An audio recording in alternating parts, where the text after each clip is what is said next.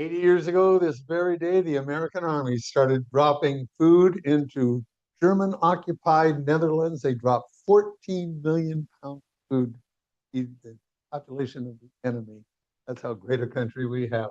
Let's remember the guys who were dropping the pledging our right hand over our heart. Ready, begin.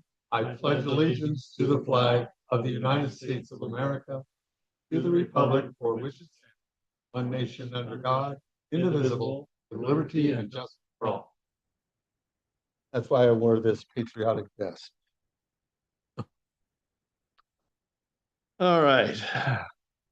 Item number 2 is public comment. This time is made available for comments from the public on matters within the Civil Service Commission's jurisdiction that are not on the agenda. Each speaker will be limited to 3 minutes. Do we have anybody online? No one online, Commissioner. Do we have anybody in the audience? Being none, other than our valued guests. All right, we'll move on to item 3, regular business. 3A, consideration to amend classification specification. Consideration of revision of Veteran Service Officer classification and salary range.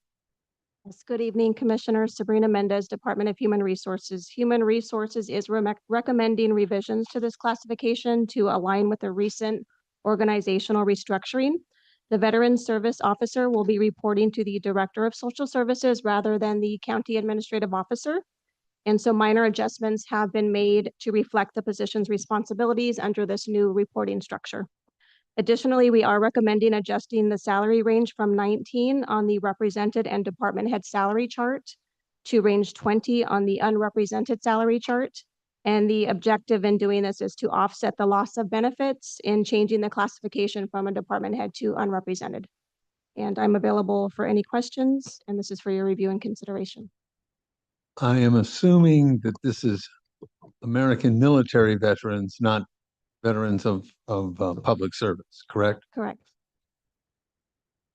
I'll move for acceptance of this change. Quick question, is this position in existence already? It is already in existing and there is one incumbent in the position. He has been advised of the organizational change, as well as he has one employee. And so in the reorganization, it does affect one employee. So that employee has been notified as well as their unit.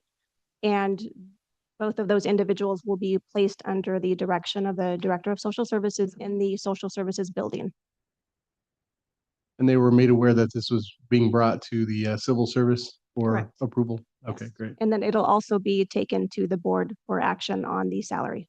All right. I have a question. What type of benefits is he losing by this change? Sure. So previously he was receiving a life insurance policy for $50,000. It does change to $10,000. And previously he was not paying into SDI. And so he will now begin paying into SDI or state disability insurance. What was the reason for dropping the value of the life insurance? So it goes in line, department heads typically receive 50,000. And so there are other individuals such as unrepresented or mid-management that receive 10,000. So it is specific to the classifications. Okay. Sabrina, how long has this person been service officer? Been an officer? He's in charge of the veteran service. He's a veteran service officer, right? Correct. How long has he been doing the job? I don't have I can look it up if you give me just a moment, unless you know offhand. It has been at No, least a that's all couple of right. years, but That's I can look that up for you. Yeah, and he's going to continue to be the Veteran Services Officer, but just moving under the Department of Social Services. Awesome. Correct. Yeah. I'd just like to take this public record, the opportunity to put on public record to all the thousands of employees listening that when a change like this is made, come to the Civil Service Commission and voice your opinion if you have concerns. We'd be happy to hear you.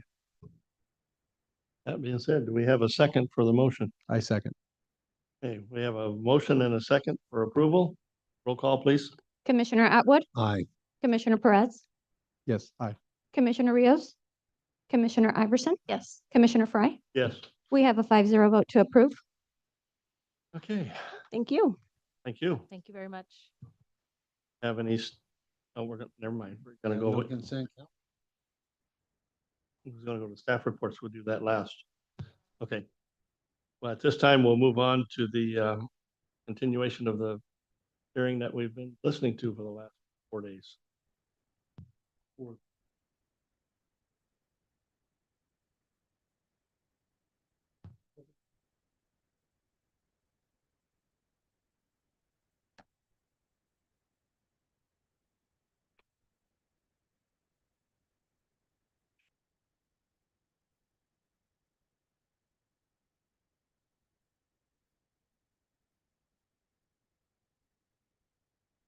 Welcome back.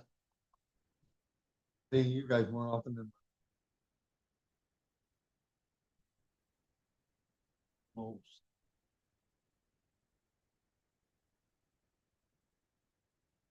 Paper that has my directions on it.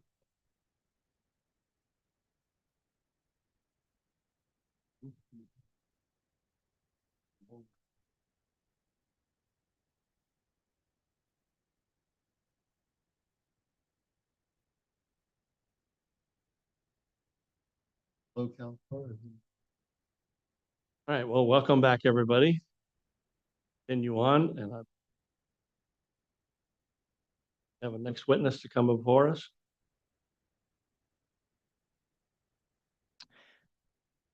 Yes, thank you. Good evening, James McCann.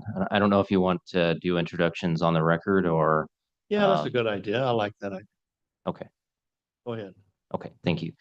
James McCann, on behalf of the County of Madera, respondent, and with me is the party representative, Assistant Chief Justin McComb.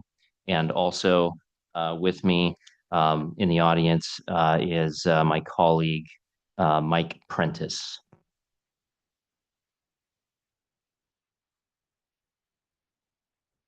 Okay, go ahead. Good evening. My name is Eileen Gonzalez. I'm counsel for SEIU 521. And with me, I have my client representative, Courtney Hawkins, who's contract enforcement specialist with SEIU 521. And in the audience, we have two of the named grievance, Ashley Diaz and Roy Minnick, and Roy's wife is also observing. Thank you all for being here one more time, hopefully. Do our best to try to conclude this sometime today. So if you want to go ahead forward, Mr. McCann. Yes, thank you. At this time, the county would call Assistant Chief Justin McComb to the stand.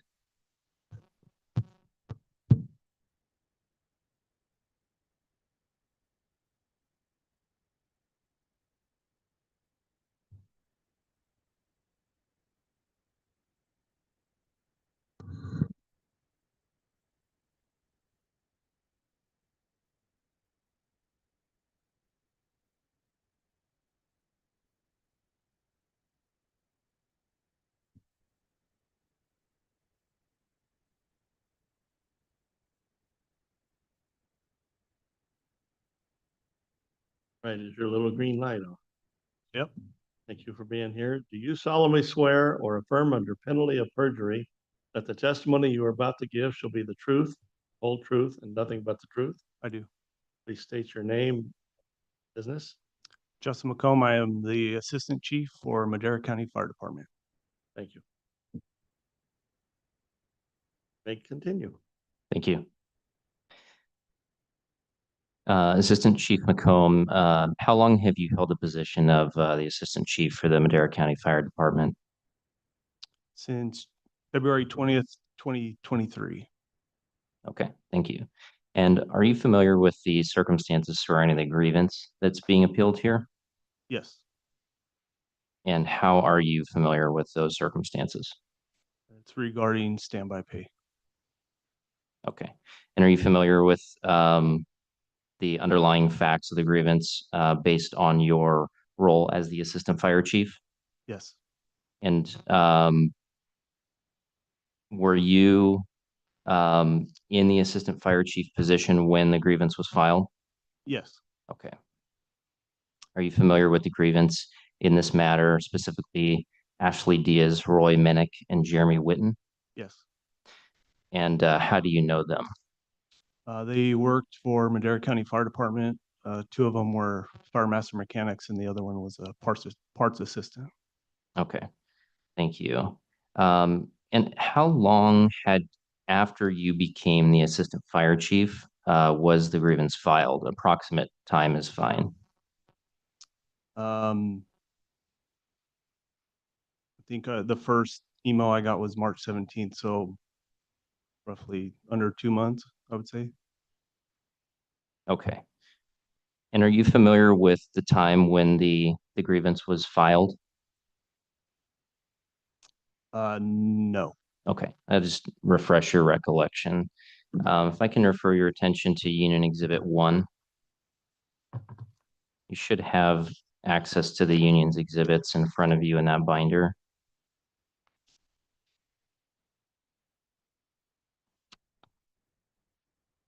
The SEIU document? Yes. Does that document refresh your recollection as to when the grievance was filed? I don't recall ever, I don't know if I was on the original email for this document. Okay. Do you see the date in the bottom right-hand corner? Yes, And what is that date? June 1st, 2023. Okay. So would it be correct to say that at the time the grievance was filed, you had been the assistant fire chief for around 5 months? Less than Yeah. 5 months? A little less than 5 months? Yes. Okay. You have an understanding as to what standby assignment is?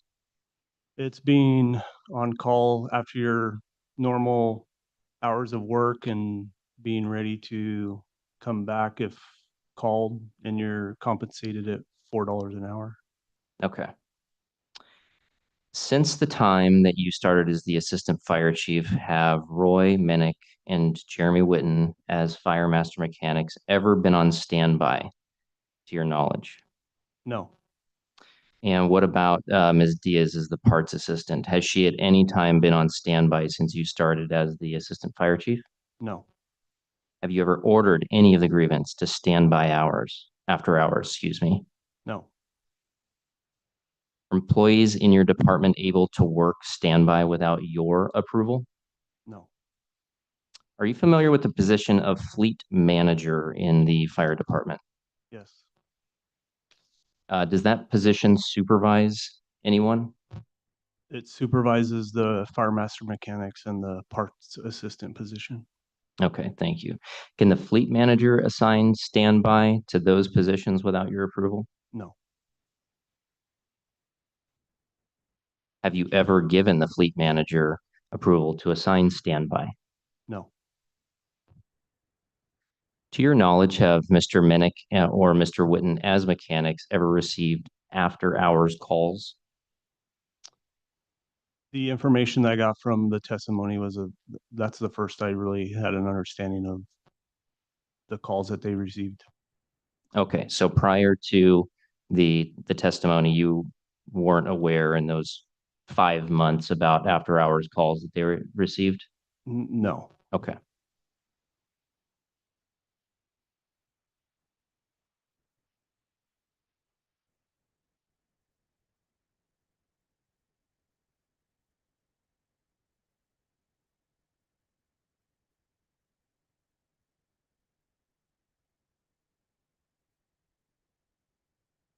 Are you aware of any direction that Mr. Minnick or Mr. Witten received that they had to take after-hours calls?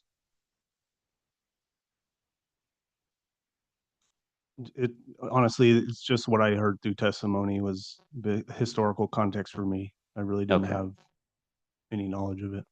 Okay. Fair enough. Thank you. As the assistant fire chief, are you familiar with the processes for purchasing parts for the fire shop? Yes, And what about the approval process related to that? familiar with that, yeah. Was Ms. Diaz as the parts assistant the only person who could purchase parts for the fire shop? No, Who else could have purchased parts? battalion chiefs,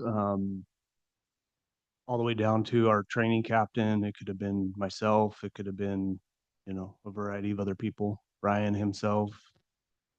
Okay. Can you explain the methods by which parts would be purchased, the different methods by which parts could be purchased by those individuals?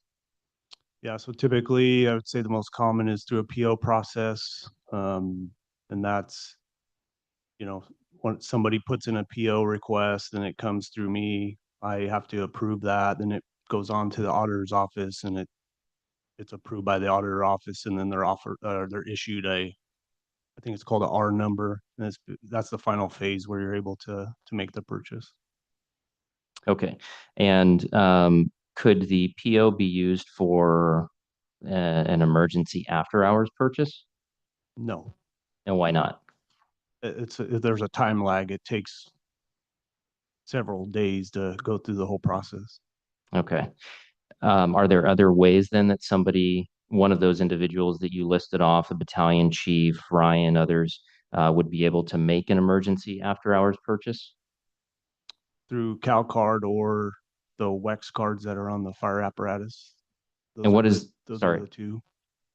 okay. And what is the WEX card that you mentioned on the fire apparatus? It's just a different type of fuel card.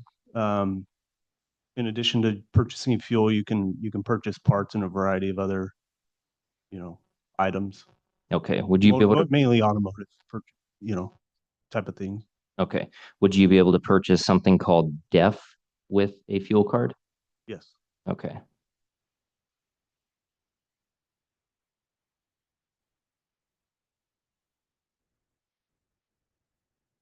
Now focusing back in on the grievance in this matter. Did you ever threaten Ashley Diaz's job for any reason related to standby assignment? No. How about standby pay? No. How about whether or not she took after hours calls? No. Did you ever threaten Roy Minnick's job over standby pay assignment? No. How about standby pay itself? Nope. How about whether or not he took after hours calls? Nope. Did you ever threaten Jeremy Witten's job over standby pay assignment? Nope. And how about standby pay? Nope. And what about whether or not he took after hours calls? Nope. Okay. Are you familiar with the term emergency vehicle? Yes. And what does that mean? An emergency vehicle is a vehicle driven by an emergency worker that is somewhat similar to what you see in the fire department or law enforcement, with a code 3 package on it, which is your typical lights and sirens. Okay. Are there any special requirements related to those types of vehicles? Yeah, you have to have certain training and common terminology for the class, or what you go through as EVOC, emergency vehicle operating course, I believe, or something to that extent. Okay. Are you familiar with the county vehicles that the department's mechanics drive for work purposes? Yes. And what types of vehicles are those? They're repair trucks. Okay. And are any of those vehicles considered emergency vehicles? No. And can you go code 3 lights and sirens with any of those vehicles? No. Okay. I'm pretty sure it'd be illegal to do that. Okay. Thank you.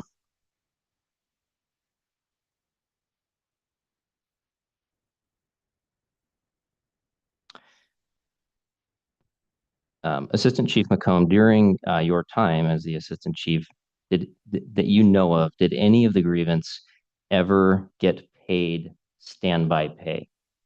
Yes, the month of April. The month of April? Okay. Was that pay approved by you? No. Was that pay approved by Ryan? No. Was that pay approved by anybody who had the ability or authority to approve that pay? No. Okay, so how did the grievance receive standby pay in that instance? They put it on their timesheets, and at the time of when they were processed, I was on an assignment in Tulare, California for the flooding. Ryan was out on medical leave, and one of our office assistants ended up approving that month of time. And I was noticed shortly into May that the time was on there. Okay. And did the office assistant have the authority to approve the standby pay? No, Okay. So in that instance, were the grievance permitted to keep the standby pay that they had received? repeat that one more time. So in that instance where the grievance were paid standby pay, were they permitted to keep that pay? Uh, I'll try to explain it. In my eyes, they didn't get approval, which was a major issue for me. What I did is I relayed the information that they had put it on there to Human Resources. From there, we had dialogue onto, the interpretation of, or I guess the steps moving forward of the reasons why they put it, but I felt like they shouldn't have put it on there. Okay. And ultimately, were the grievance allowed to keep that pay? Two of them were, Ashley Diaz was, I believe, received an accounts receivable on that. And that was in conjunction with my interaction with Human Resources and the auditor's office. Okay. And so is it safe to say that you had discussion with Human Resources regarding this issue? Correct. Okay. And it was as a result of that discussion that Ms. Diaz was, I forgot what the term was you used, but she was required to pay it back. Is that correct? Correct. And then Mr. Witten and Mr. Minnick were not required to pay it back? Correct. Okay. And do you know why Mr. Witten and Mr. Minnick were not required to pay it back? Were you part of that decision? Yeah, that was in the middle of essentially when I first heard of standby, and I was trying to wrap my head around what standby was and the justification of what they were attempting to put on their timesheet. So, that's when I really started focusing on the MOU, and I really didn't have any knowledge of it prior until the standby was put on their timesheets. Okay.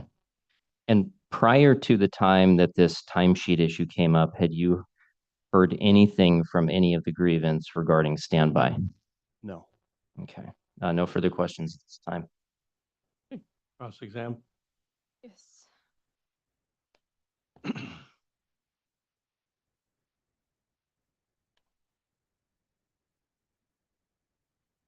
Mr. McComb, as Assistant Chief of the Fire Department, how many employees are below you within the County Fire Department in the kind of hierarchy In total, in total? roughly, I think Chief Watson had stated it's roughly around 300. Okay. And are the fire master mechanics and the parts assistant some of those 300 people who are below you? Yes. Okay. And then how many direct reports do you have of those 300 people? Direct reports, I have 8 battalion chiefs that report to me and 1 fleet manager. Okay. And the one fleet manager is Ryan Noel? Yep.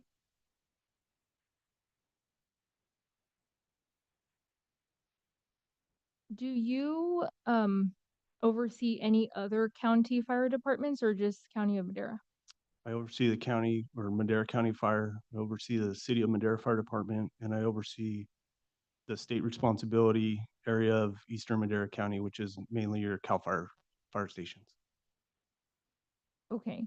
And so in addition to the 300 people who are under you in the county fire department system, how many additional people in those other entities that you just listed are also under you? That's a total. Okay, so in total, across all of the entities, there's 300 people. Mhm.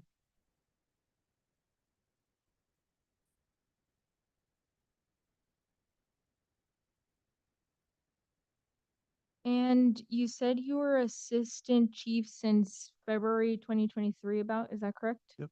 Okay. So, when you were assistant chief and Jeremy, Roy, and Ashley were still all employed by the fire department, did you direct their day-to-day activities? Meaning, did you give them their daily work assignments? No, Okay, who does that? Ryan, Noel, no,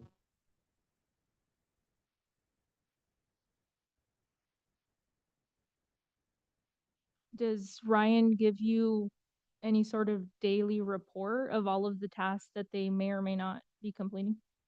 could be daily, it could be longer than that, but it's typically on and off throughout the week. We talk. Okay, and he gives you detailed reports of everything that those three individuals do on a daily basis? Is that what you're I testifying? wouldn't say detailed reports of what they're doing, but a general overall summary of how the fleet shop's running. Okay, so you are not, in your position as assistant chief, you're not actually aware of the day-to-day activities of those three individuals. Is that correct? No, I'm aware of what they do. Okay, so anytime that they leave the shop, are you aware of that? No, Okay, so you're aware of what they do at a high level, not at a specific level. Is that correct? you could say that, yeah.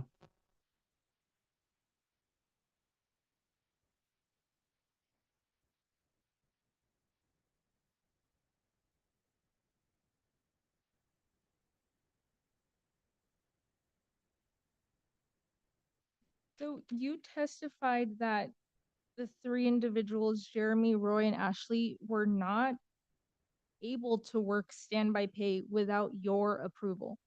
Can you explain why you say that? Well, the MOU states that it's authorized by the CAO or the representative, and so I would consider myself the representative as the department head. Okay, and who is the CAO? Or who was the CAO around February 2023? Jay Barney. Okay. Um, did Jay Varney explicitly designate you as the representative? No, Okay, so you're assuming that you're the representative that's designated per that contract term? I'm not assuming. I know I am Okay, as the department head and the fire chief. okay, but you know that that MOU language does not specifically say that the department head is the designated representative, right? It does not say that, no. Okay, so you are assuming that you are the designated Okay, representative. I'm assuming, yes. Okay.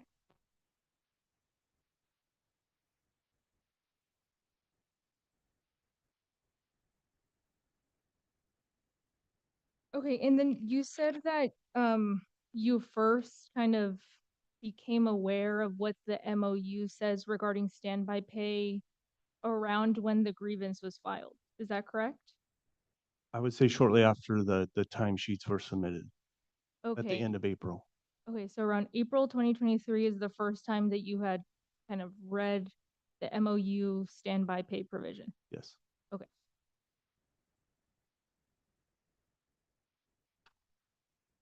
And before that, did you have any knowledge about what type of authorization was required for standby pay assignments? No. Okay.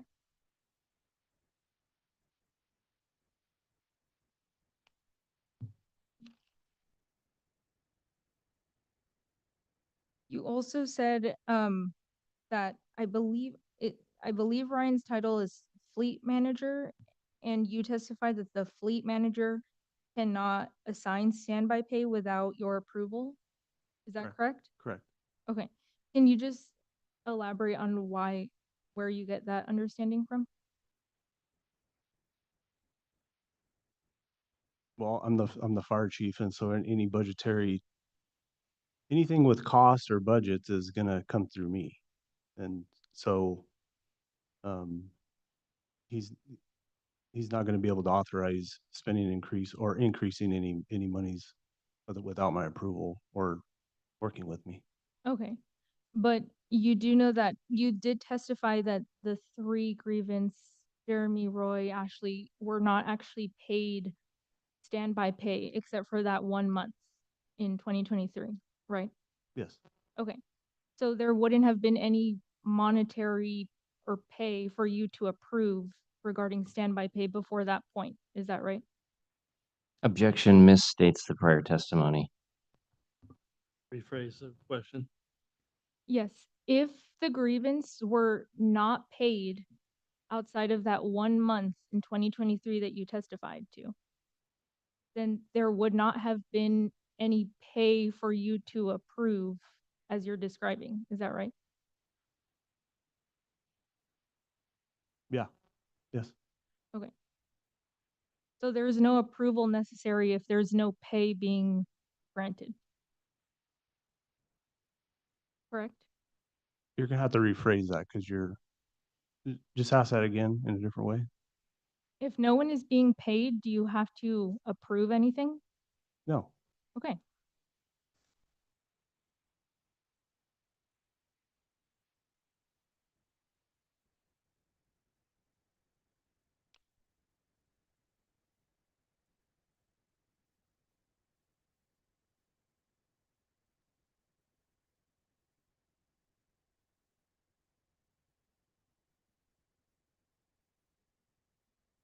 You testified that you weren't aware of any instruction that the 3 grievance received regarding having to respond to calls after hours. Do you recall that testimony?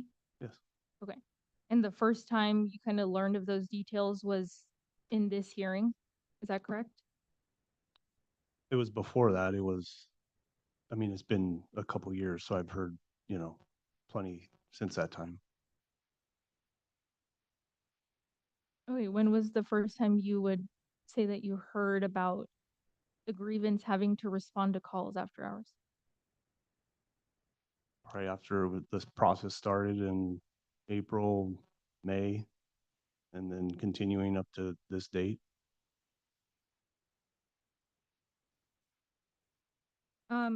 When you say that this process started in April or May, what are you referring to happened in April or May? That the employees put standby pay on their timesheets without approval, so that's what triggered me to start, I guess, looking into things and consulting with human resources.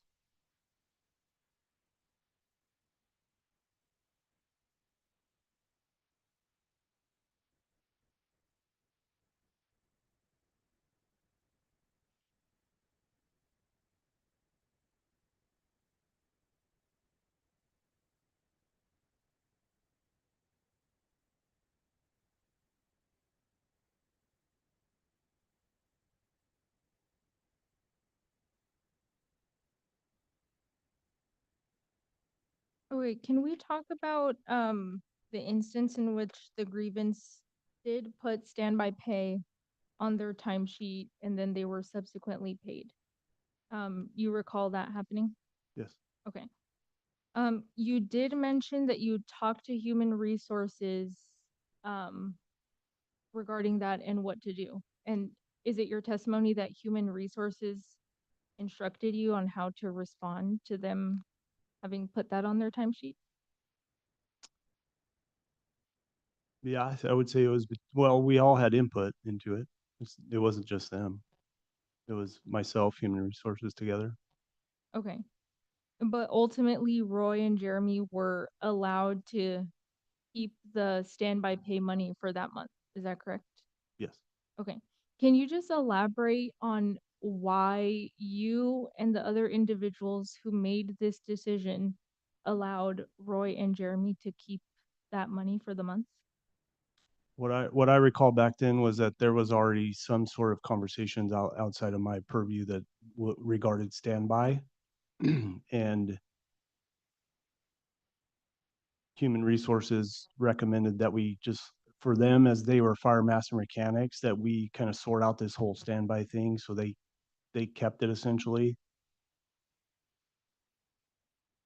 So per the conversations that you were having, was there some acknowledgement from human resources or someone else in the department that as fire master mechanics, they were entitled to that standby pay? No.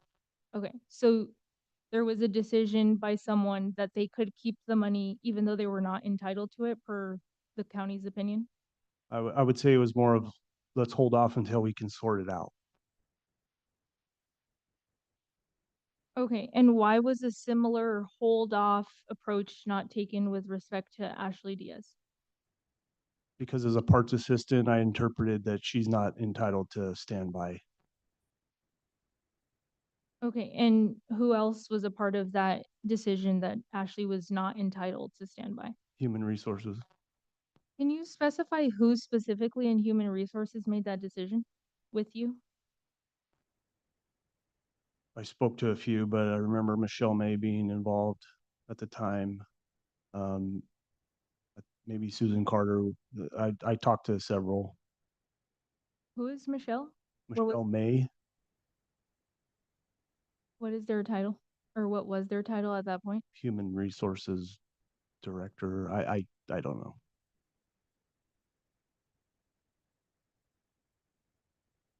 Do you know whether or not she was above or below Susan Carter in the human resources chain of command? Not offhand. I know she was up there on the upper hierarchy of human resources though. Okay, and what kind of factors contributed to you and others deciding that Ashley Diaz as a parts assistant was not entitled to standby pay? Factors were that she doesn't have the skill set or is not mechanically inclined to repair engines in the field. Okay, and per your understanding of the standby pay provision in the contract, does it mention anything about an employee's skill set making them eligible or ineligible for standby pay? No. Okay.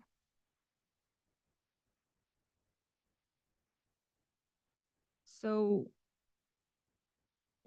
why did you believe that her skill set was an appropriate consideration in whether or not she got standby pay? My interpretation of the standby, if somebody was to go out, the intent to me was to fix broken fire engines.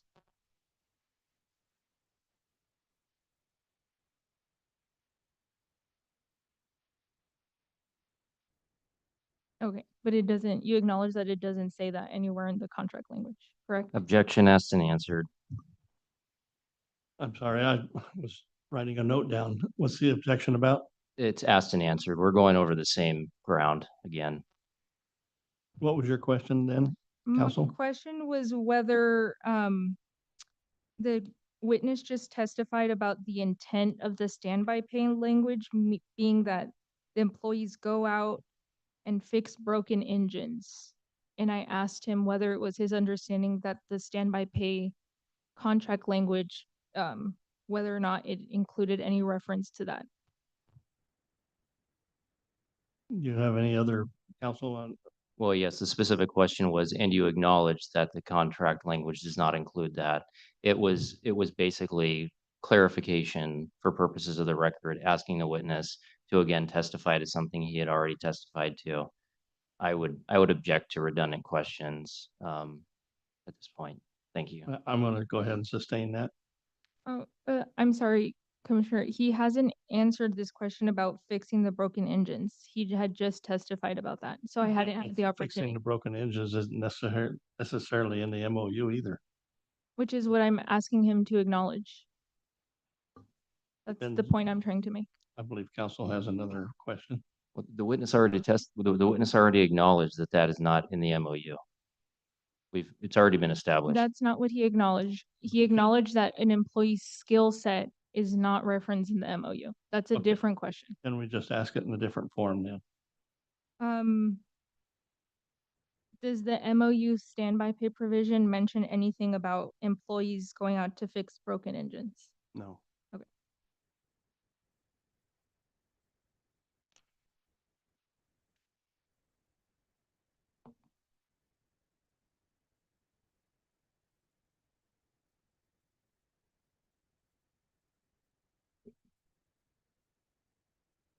So you previously testified that the reason Jeremy and Roy were not required to pay that month of standby payback is because you and Human Resources wanted to wait and see this process play out. Is that correct? Yes. Okay. So was there some consideration that they might be entitled to standby pay as this process played out? I can't remember.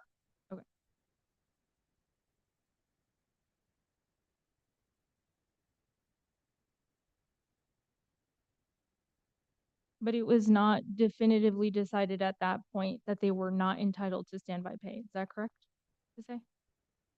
No.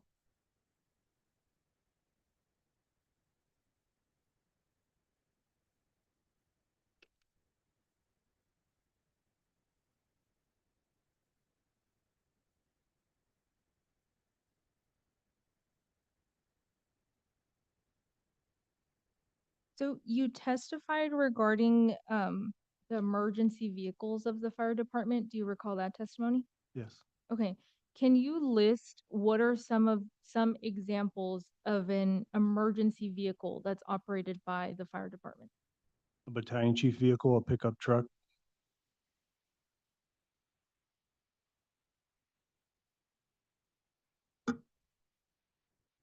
Okay.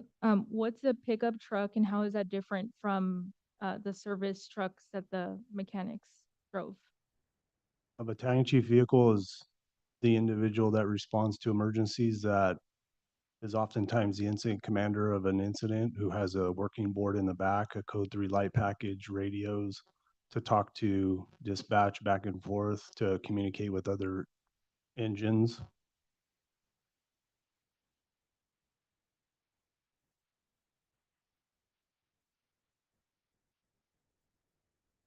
You mentioned the code 3 lights.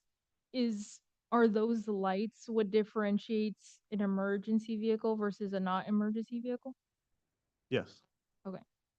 And it's your understanding that the Fire Master Mechanics trucks did not have code 3 lights? Is that correct? They have some sort of light bar up there, but I think it's primarily just for traffic control. Can you elaborate on what that light bar on the mechanics service truck is? Not specifically. Okay, is it like lights on a ambulance? Is that what It's a you're light describing? bar. The best I can, it's a red light bar. But I know it's not, the use is not for code 3 response.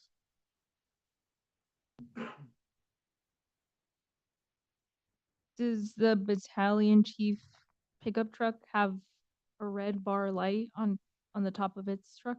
It's clear lens and it has various other, it's a mix of red and white lights, as you customly see on fire apparatus when they're going by with their lights on. Okay, and what's the purpose of your understanding of the purpose of those lights on the battalion chief's trucks? That is the requirement that it takes to essentially drive code 3 through cities and communities. Okay, is it for traffic control? So if they have those lights on, people move out of the way? It's to pull, it's to essentially clear vehicles out of your way while you're driving. It's what we're all accustomed to seeing people pull over when somebody's behind you. Okay, and so when you say that the mechanics lights were primarily for traffic control, what did you mean by that? Say that one more time. When you say that the lights on the mechanics service trucks were primarily for traffic control, what did you mean by that? I didn't say primarily, but they resemble a light bar that you will see that's utilized for traffic control, similar to some of the other county vehicles such as Public Works or the Roads Department. Okay, so the lights on both vehicles, the battalion chiefs and the mechanics have similar functions, if not identical. Is They're that correct? completely different. Okay, can you elaborate on how they're different? It's the maker. One is either made by Wheelan or Tomar, and they're designated for emergency vehicles. The other one that is on the repair vehicle is a squared boxy type of light bar that is not designated for, I don't even think it has the proper colors that is required or the flashing lights to it. Are you familiar with, or do you participate at all as the assistant chief on the onboarding of any new employees in the fire department? Yes, Okay. Are you aware of all the documents and policies that they receive yes. as part of that onboarding? Yep.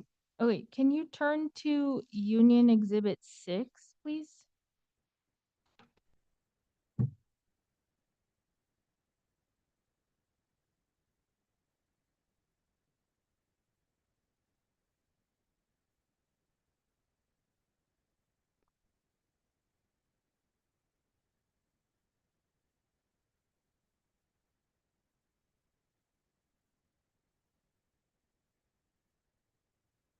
Are you there? Mhm. Okay, have you ever seen this document before? Yes. Okay, where have you seen it? I think I researched it on my own Okay, what led you, or when did you do that research on your own? through my education on standby and that whole process.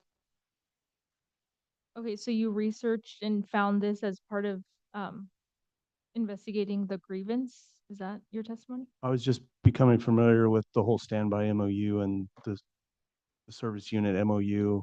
And then at one point I came across this. Okay, and when you came across this, how did you think that this was relevant to the standby pay issue that the workers were asserting? I didn't think it was relevant. I just was familiar with it. Are you aware one way or another if this is provided to the fire master mechanics as part of their onboarding into the fire department? I have nope. I don't have a clue on that. Okay.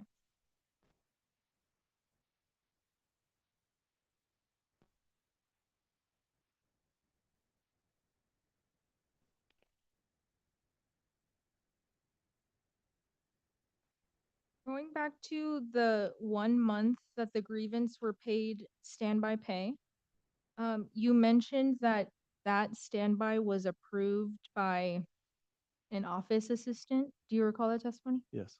Okay. Did you give them the authority to process like payroll without your approval in your absence?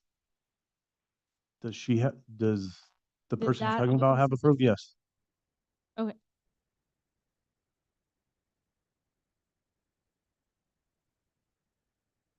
But you also testified that office assistant approved the standby pay.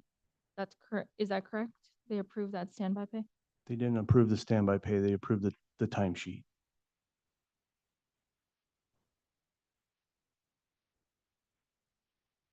Okay, but they had the authority to approve the timesheet in your absence, right? Yes. And a little bit of context, I was gone and also Ryan was on medical leave at the time.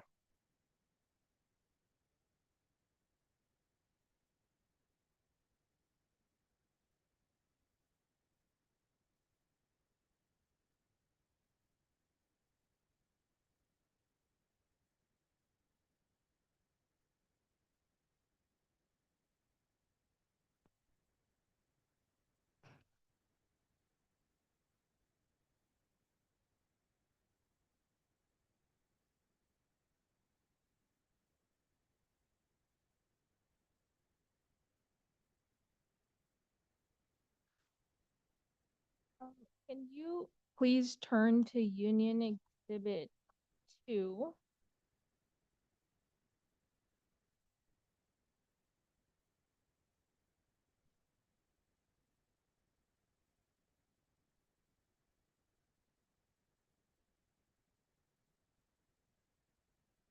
You said the first time that you testified previously that the first time that you learned of the standby pay issue was via an email around May 17th, 2023. Is that accurate? Objection misstates the testimony.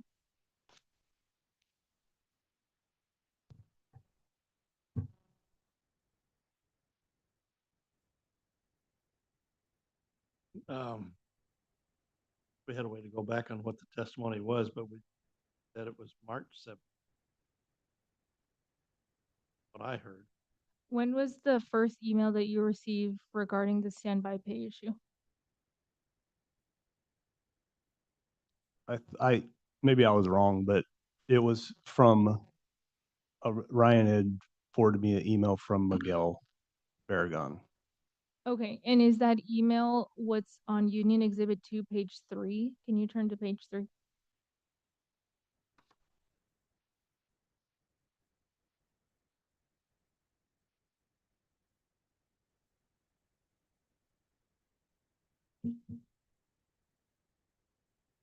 It was, oh, you're not talking Exhibit 3, page 3? I'm talking Union Exhibit 2, page 3. Yes, that's the email. Okay.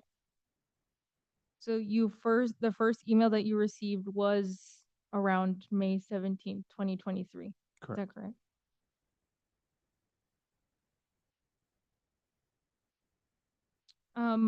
What did Ryan ask you, or why was Ryan sending you that email?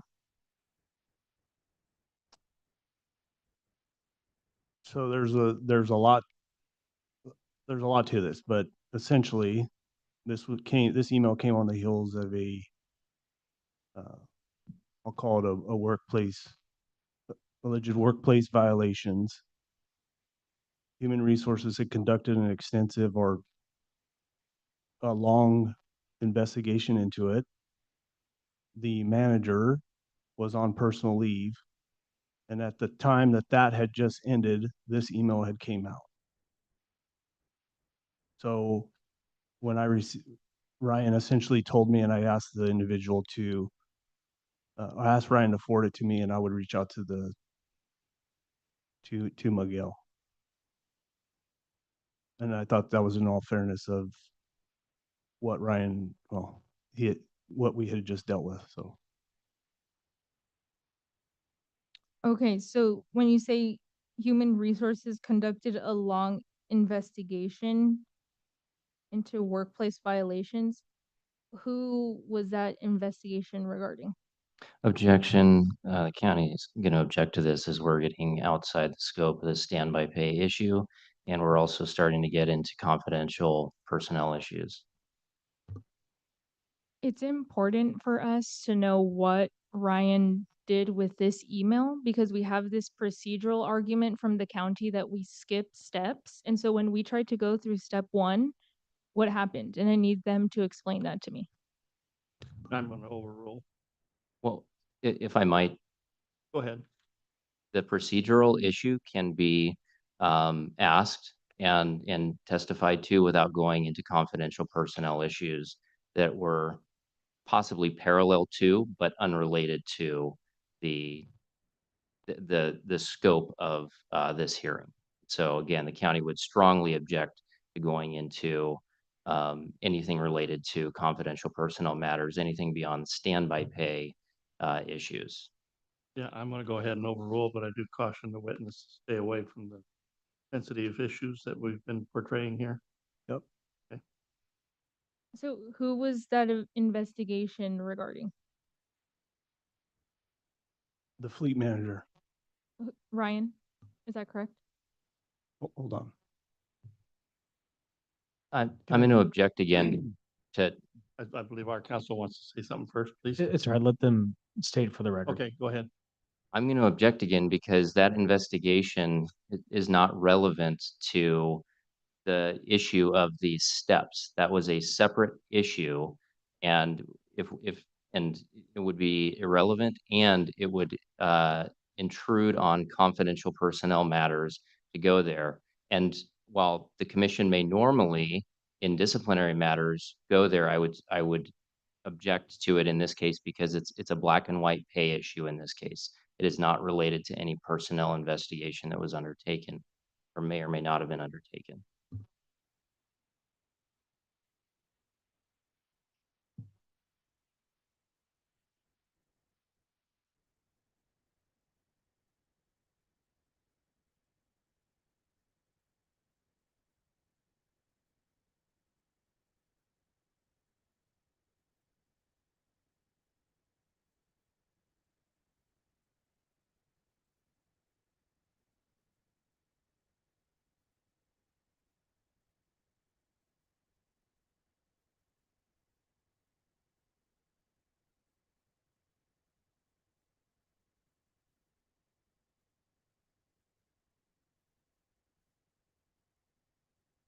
Okay, once again, I learned something today.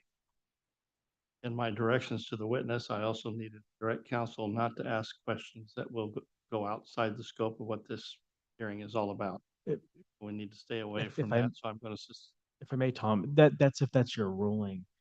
Just for clarification, directing the witness to stay clear of something, he is under oath and has to answer the questions as asked. So you have to make the ruling on the line of questioning itself, is what I meant to say. So, okay, but the witness is under oath, whatever question he's asked, if there isn't an objection that's over or sustained, he'll have to answer that. So you have to make a ruling on the objections on the table. so in that light, then I'm gonna sustain Mr. McCann's objection. Okay, thank you. Okay, may I ask the witness for any elaboration of what they've already said? Like I said, it is irrelevant why Ryan Noel did not meet with the grievance or the union at any point in step one. And he already answered that there was a human resources investigation and that was the reason. Is that sufficient or I feel like we need more explanation on why that was relevant to whether or not they could meet at step one. See, Mr. McCann is gonna ask another question.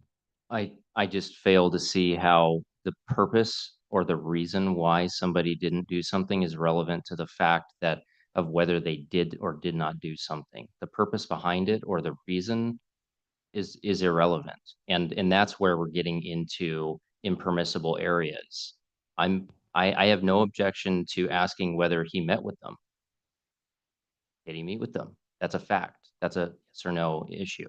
My concern is getting into what was going on with somebody personally and with their personnel matters at that time.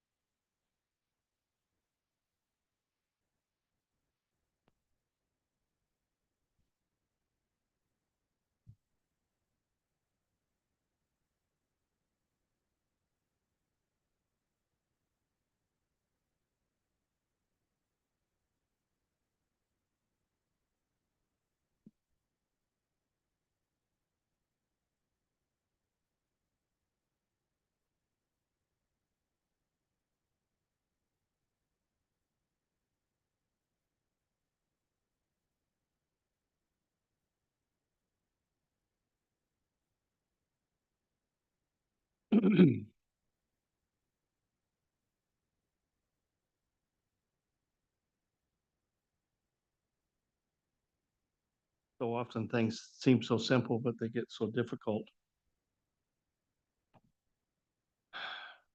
Commissioner Fry?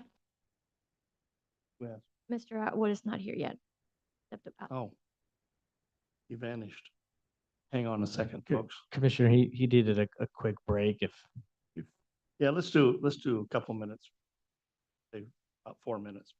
Okay, thank you. Okay. Not sure where I'm at on the objections.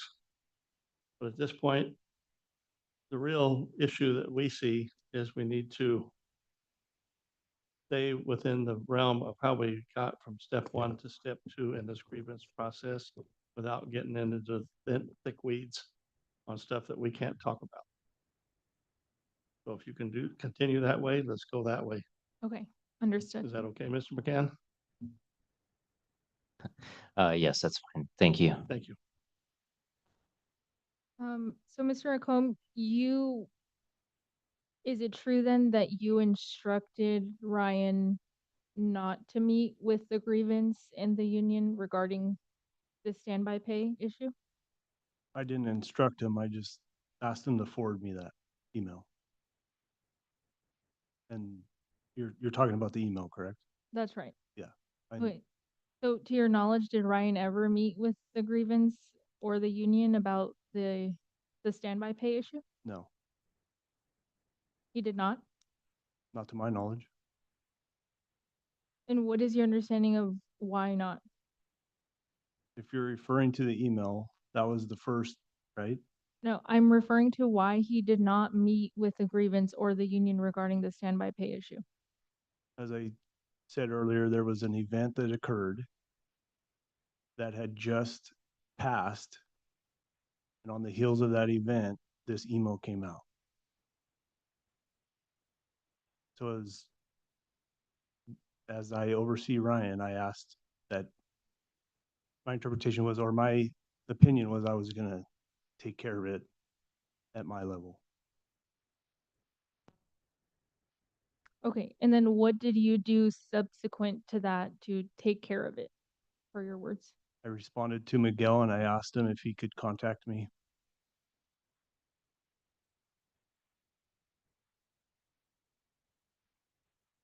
And what happened after that? He replied that if it's regarding standby, he only wanted to meet in person or something to that extent. And did you agree to meet in person? At that point, I contacted Human Resources.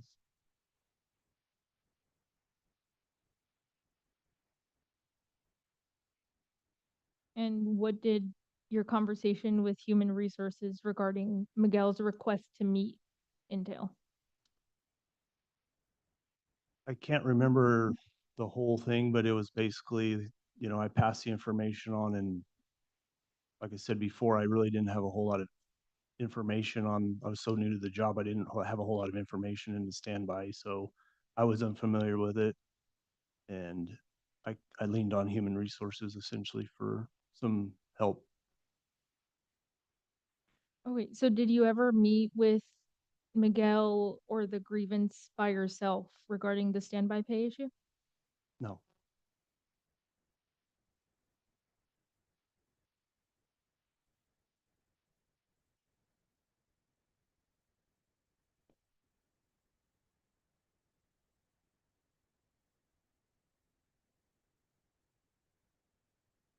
And Miguel's request to meet with you in person, was that via email or by phone? email. So after your conversation with Human Resources about the standby pay issue, what did you respond to Miguel, if anything? I didn't have any interaction with them other than that. Okay, did you end up meeting with Miguel with or without Human Resources at any point? With Human Resources, but I didn't have any interaction with Miguel after that.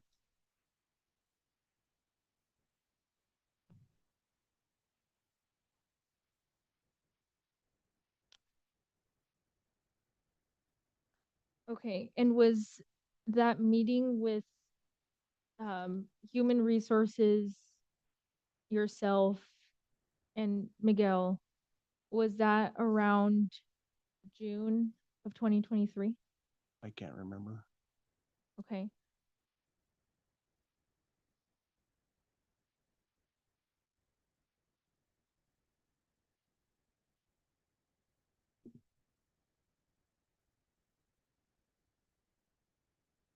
Okay, but did at any point you consider meeting with the union and the workers without Human Resources? No, I just made contact with Human Resources to lean on them for kind of some help essentially, and to my knowledge, they made the contact. Human Resources contacted the union. I believe so.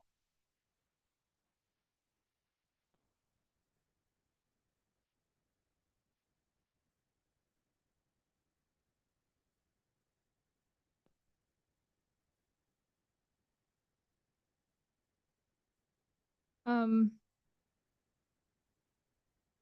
at some point after that meeting between the union, Human Resources, yourself, did you discuss standby pay or any after hours work with the grievance, Jeremy, Roy, or Ashley? Yes. Okay. About when did that conversation happen? How long after the meeting? I don't know the exact date. And And what was the purpose of those meetings that you had with the workers? There was a point where I had drafted some basically workplace guidelines or um, basically a daily schedule for them. And I broke it down into each separate classification. So I had one for the fire master mechanics, one for the parts assistant, and I did one for the fleet manager. That I had that conversation with them, but I encompassed basically clear expectations. And prior to that meeting, I had a discussion with the CAO. We spoke about standby, and we came out of that meeting in agreement that the calendar and the vehicles we were just going to eliminate the entire standby, I'll call it, issue at the time. And we agreed that basically if we would eliminate it all and just go back to, if an engine broke down, that we would just tow it.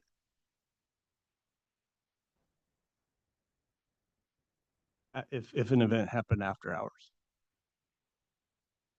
When you say you decided to eliminate the standby call issue, what exactly were you eliminating? So the calendar to me was extremely confusing.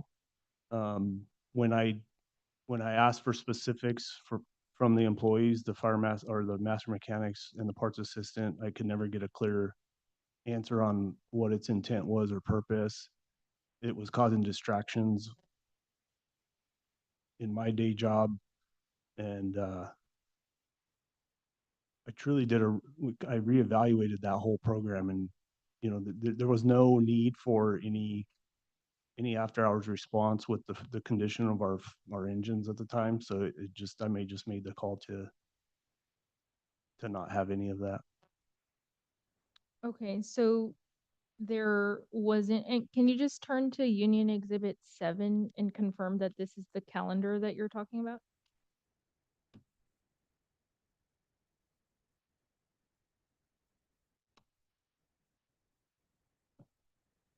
Yes. Okay, do you recall when the first time that you saw this calendar was?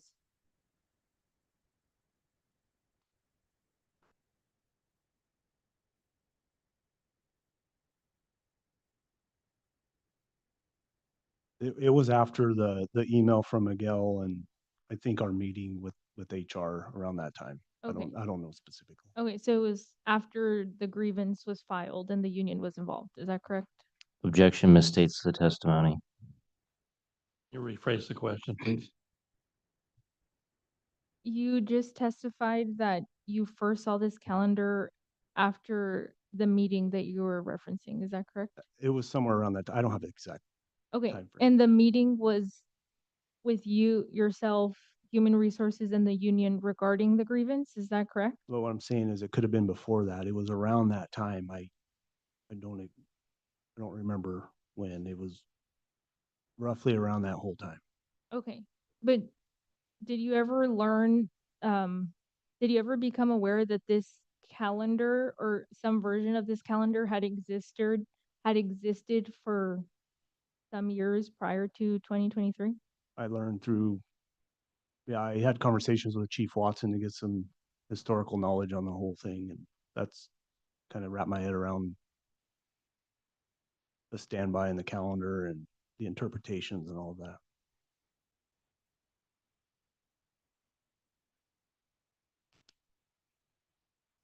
Um,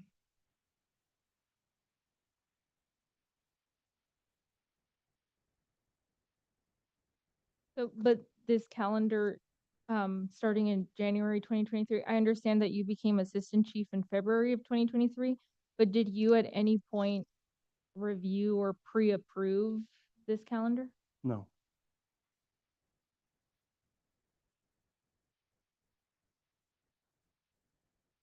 Going back to what you said, you spoke with the CAO and you decided that you would eliminate standby. Can you elaborate on what else that meant in addition to getting rid of the calendar?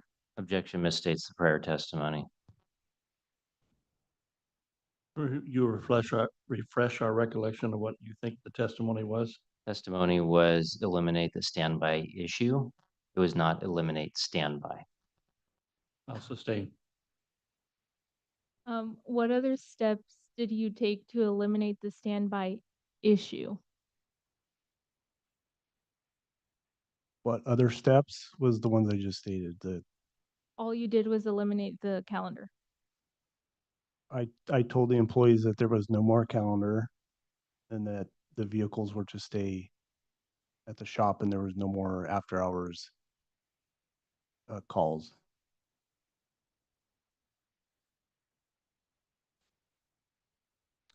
Why did you think it was necessary that their vehicles stay in the shop? Because there was no need for after hours response at that point.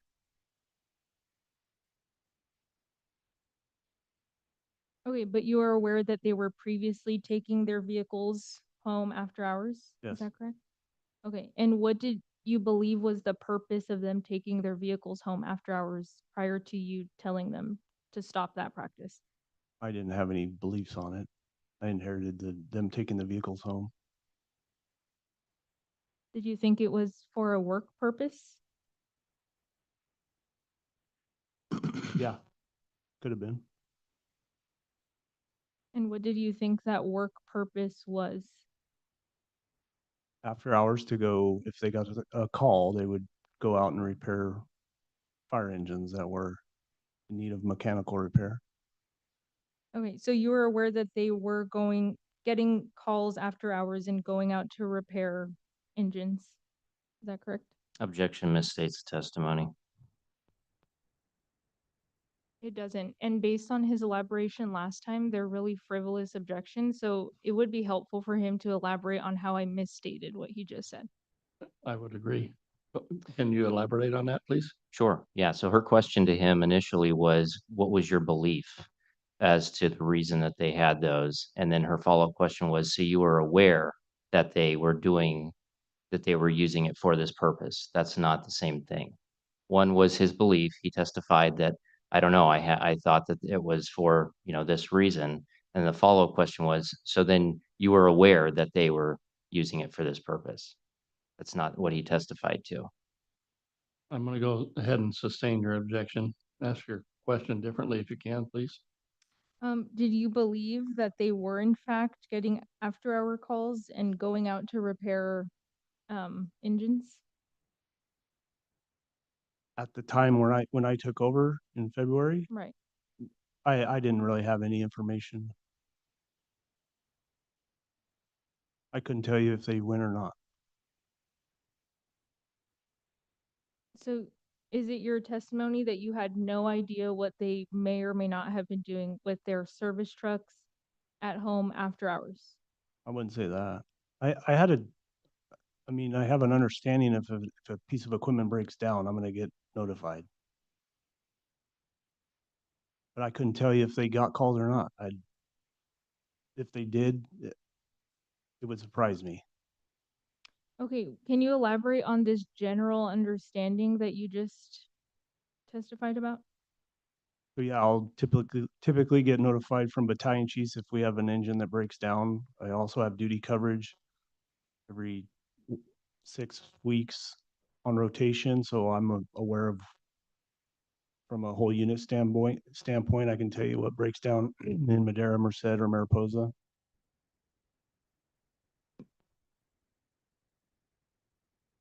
So you're saying that from February 2023, you were getting calls from battalion chiefs whenever an engine broke down? They would call me if it did. And what is the purpose for calling you when an engine breaks down? We make notifications for everything. Who do you you notify someone about the engine breaking down? They notify me. Okay, and are you expected to respond and go out and fix that engine? No, it's information sharing. It's an awareness to me that we had an engine breakdown, so I just have a general awareness. In the event if it's something that I need to share with my peers or my supervisor, then I do.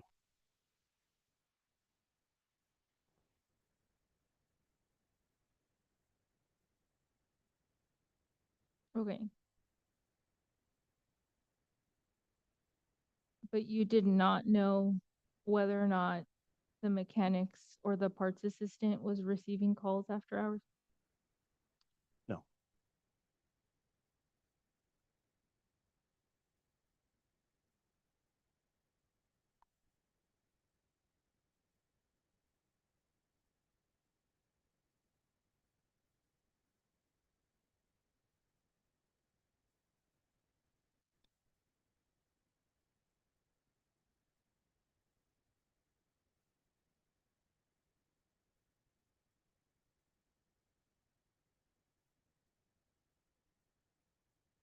Okay, so is there anything else that you did at that point to address the standby pay issue as you previously testified?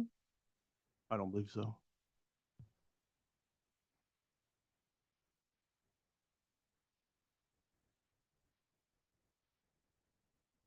And can you just explain why you thought that um, taking away the service trucks would address the standby pay issue? Objection asked and answered. Sustained.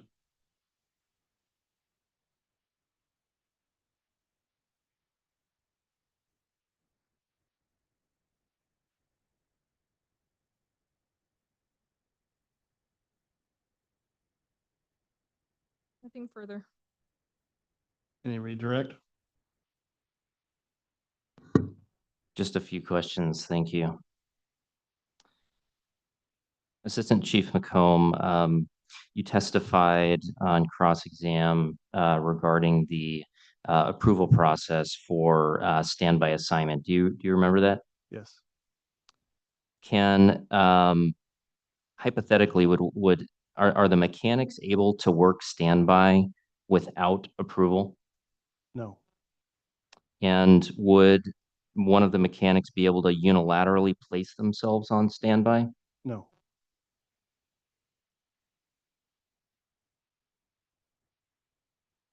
If the issue of standby came up for a new,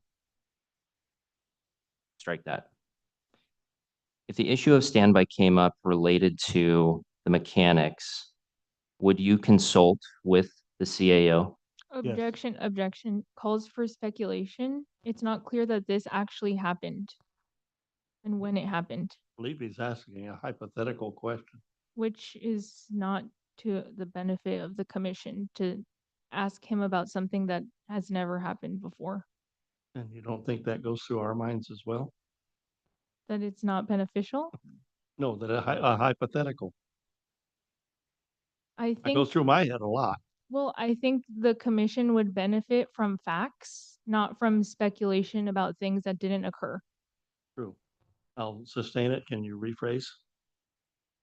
No, I can withdraw the question. Assistant Chief McComb, did you at some point after you started as the Assistant Fire Chief in February 2023 become aware that after hours calls could be made to the master mechanics? Did you ask if I became aware of it? Yes. Yeah, sometime down the line I did. Was it ever your understanding that they were required to take those calls? No. Okay. No further questions. Anything further? Nothing. Commissioners, Joe, do you have any questions? Couple of questions, Mr. McComb. Excuse me. You came in February 2023, right? Correct. Okay, that's when you came in, and I know you had just started. Did you ever feel that the grievance were doing or were not doing their job?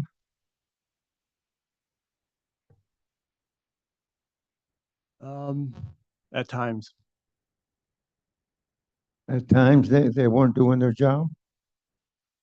I would say there was a lot of dysfunction there in that whole shop.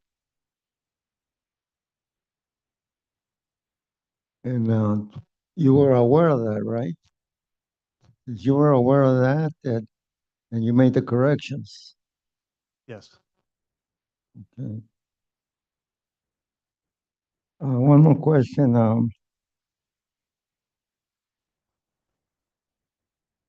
On the timesheets for the standby, uh, do you have the ultimate responsibility to review and approve the timesheets?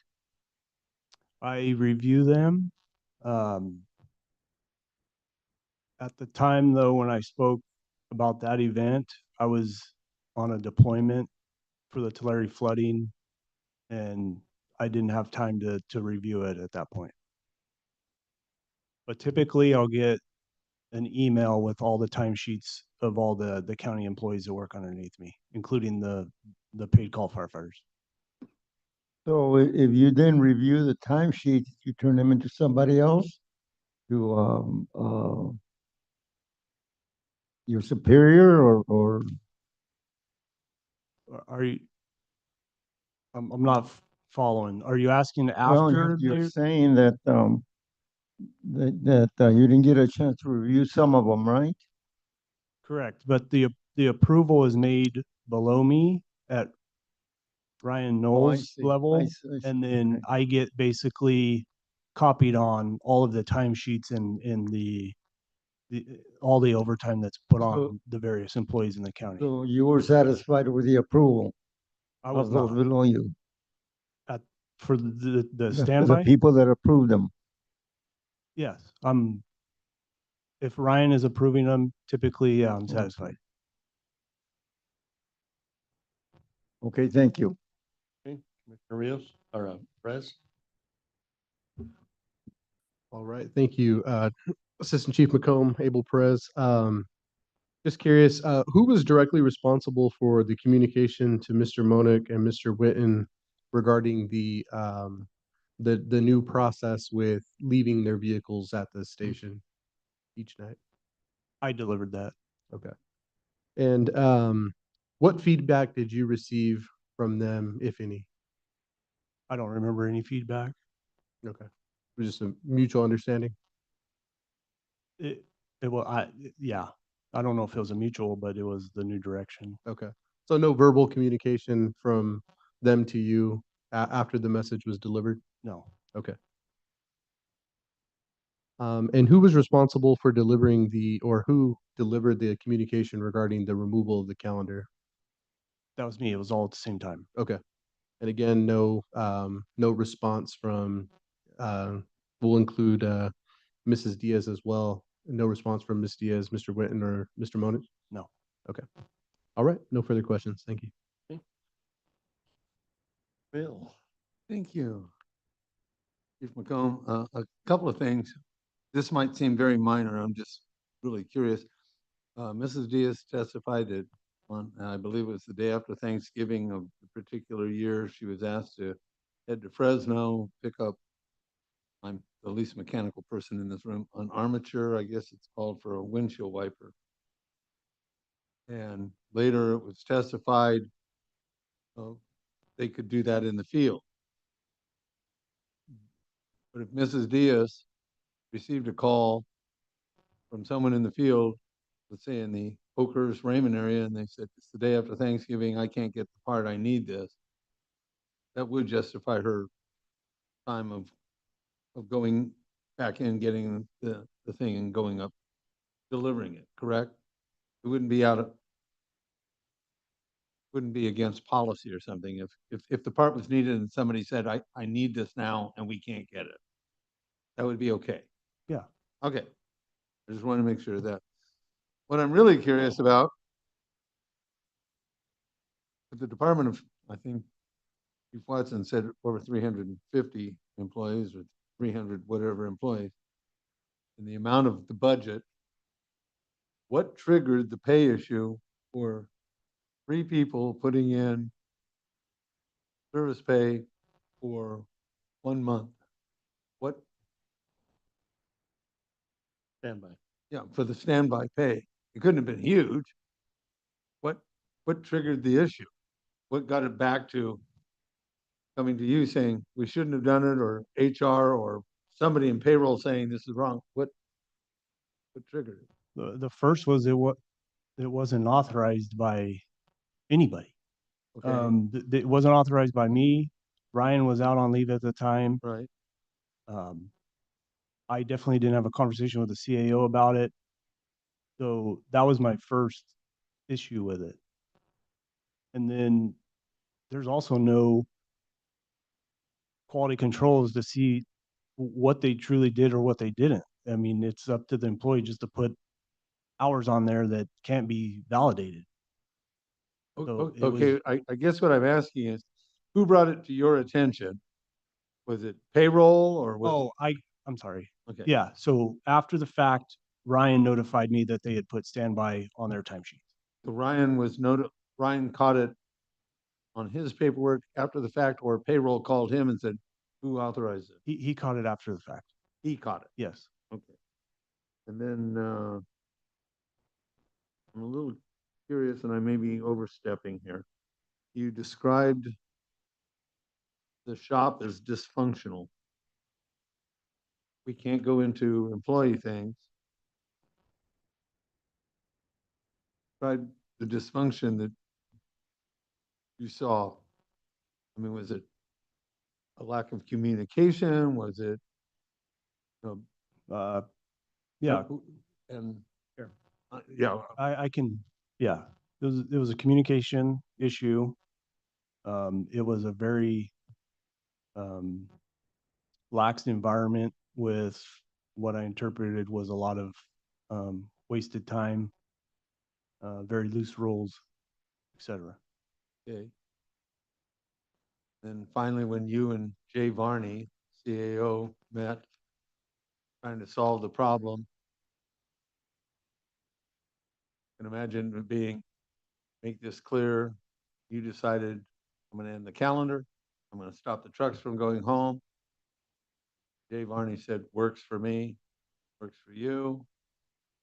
And to your way of thinking, it satisfied the MOU. Yeah, there was also that year, or in that moment, was a very tight budget that I was asked to follow. We were shortly after that asked to salary save positions. I mean, so it was not only just that aspect, it was from a budgetary standpoint as well. Okay, thank you. And again, thank you for your service as a firefighter. Beverly? I have just a clarification on the timesheets with the standby pay. Ryan was not there to approve it. Who approved it in his stead? And you were not there and the clerk approved it. So no one with any authority approved it and it got through payroll? Is that what you're saying? Correct.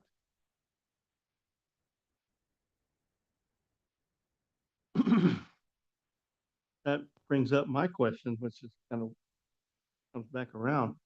I thought I heard you say just a few moments ago that Ryan notified you of the time card issue with the extra pay. After the fact, he was off when he returned to work. Was after those time cards had already been approved. So after they were already approved and he came back to work and he noticed it, that's when he notified me. Okay, that clears that up a little bit.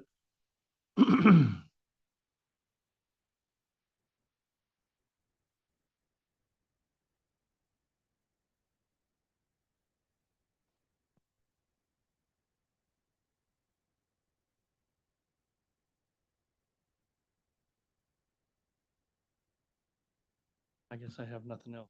And I answered my follow-up. I do have a follow-up. Assistant Chief McComb, after the conversation regarding the standby pay from Ryan saying, hey, they entered it onto their time card, did that propel you to scrutinize the time cards at any point? previous time cards? Meaning just reviewing them? I can't remember if I went back or not.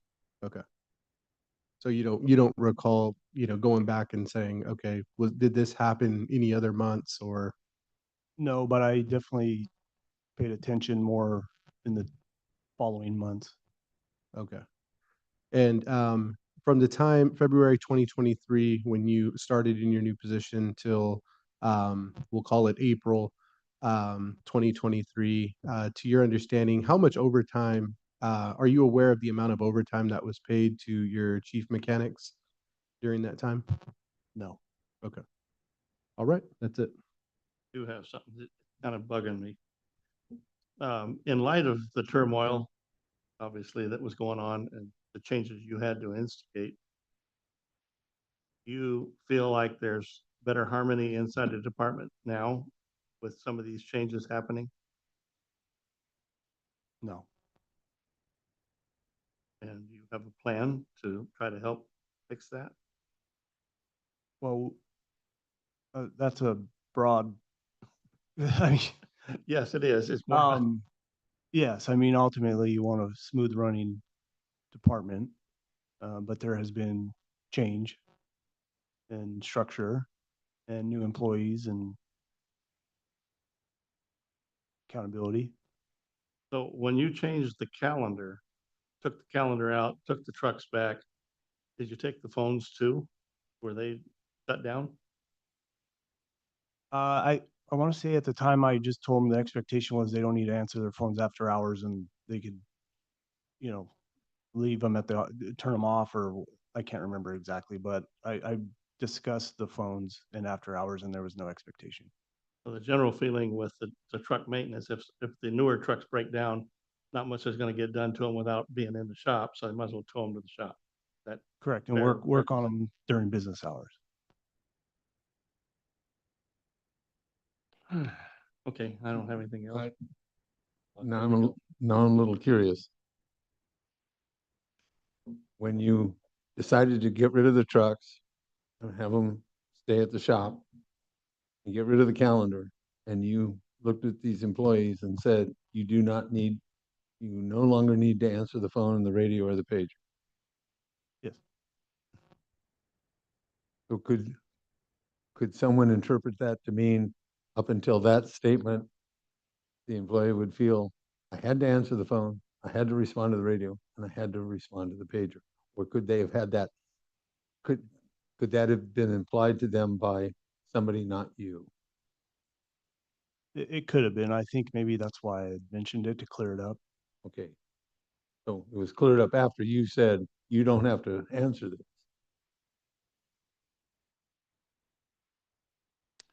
And so I could interpret that to mean that you saw that there could be some confusion, or you just wanted to reiterate policy.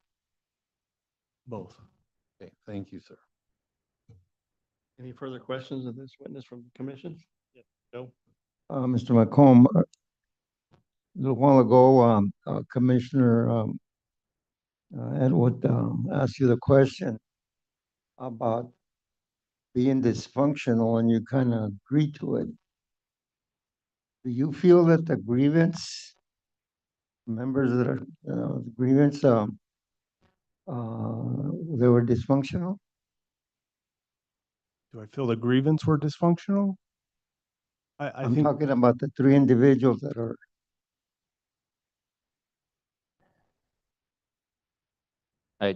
If I might, I think that we're getting maybe a little bit of field here. This isn't about, the grievance and their work performance and things like I want to that. withdraw my question. Uh, That's it. I- Thank you. Yeah, I think Okay. his response was currently, Okay. not back then. Correct testimony. Okay. Do we have anything else? Any, McCann, any recross? No redirect, thank you. Any recross from Union? Just one question. So you just testified that when you had these meetings with the workers and clarified the standby pay issue. Do you know whether that was the first time anyone explicitly told them that they were not required to answer their phone after hours? I don't know. Okay, but that was the first time that you explicitly told them That that was they were the not first time required? I did, yes. Nothing else. Okay, are we finished with this witness? I think we are. Thank you. Okay, you're dismissed. Thank you very much. At this time, we'll have any rebuttal from the county.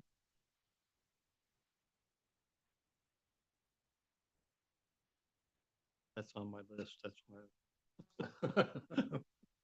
Stump the lawyer. Does the Rebuttal. county representative wish to No, no. provide any rebuttal? evidence? That's a typo, Tom. And rebuttal would go to the Okay, union. you don't want me to read that part.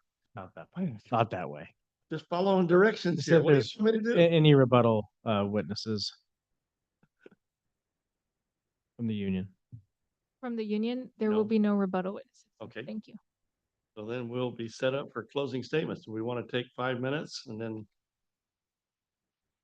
I would request a 10-minute break Okay. before we go into closing statements, please. that'll give us all time to use the restroom real quick. That way we don't interrupt them. No, I'm just, We'll come back into session here and we'll start with the union's closing statement. Yes, I will preface and warn the commissioners that it is very, very lengthy. I apologize for that in advance, but as you can tell from the fact that there was 5 nights of hearing, this is a pretty complicated issue, and so I want to make sure that I'm addressing everything. So it's 7:37. Are you gonna time me? no, we are not. No, not at all. Just Okay, saying we got about an hour and 20 minutes. okay. Oh. Okay, hopefully you all can follow along for as long as I'm talking. 5 days. 5 nights. Great. Okay. So thank you in advance for bearing with me. You're welcome. Okay, so I just want to remind the commission of the issues that the parties stipulated are before the commission. And so first of all is, did the union or did the county violate section 14 standby compensation of the parties memorandum of understanding when it failed to pay grievant Jeremy Witten standby pay? 2, did the county violate the same when it failed to pay grievant Roy Minnick standby pay? 3, did the county violate the same when it failed to pay the grievant Ashley Diaz standby pay? And if so, what is the appropriate remedy? So first, I will turn to the procedural issue that the county has raised. So according to the county's grievance denial, which is County Exhibit 2, the county claims that this grievance was filed 11 working days after the union learned of the violation of the contract, which is allegedly 1 day late pursuant to the grievance procedure in the contract. Alternatively, the county asserts that the grievance knew of the standby violation several years before filing the grievance. So I want to be explicit with the commission about what the county is doing by emphasizing this procedural argument so intensely. The county is saying to the commission, we know that you will likely find that we blatantly and repeatedly violated these employees' rights, but we would like to be let off the hook and these employees left to suffer the consequences due to an alleged technicality. The commission should not allow the county to get away with its egregious actions and violation of the contract due to this baseless timeliness argument. So first, I want to show the commission that the county's procedural arguments lack merit. So the county's argument demonstrates a complete lack of understanding about how a large union like SEIU 521 functions. As asserted multiple times during this hearing, the union owns the grievance. The union controls when it is filed and how it proceeds through the grievance steps.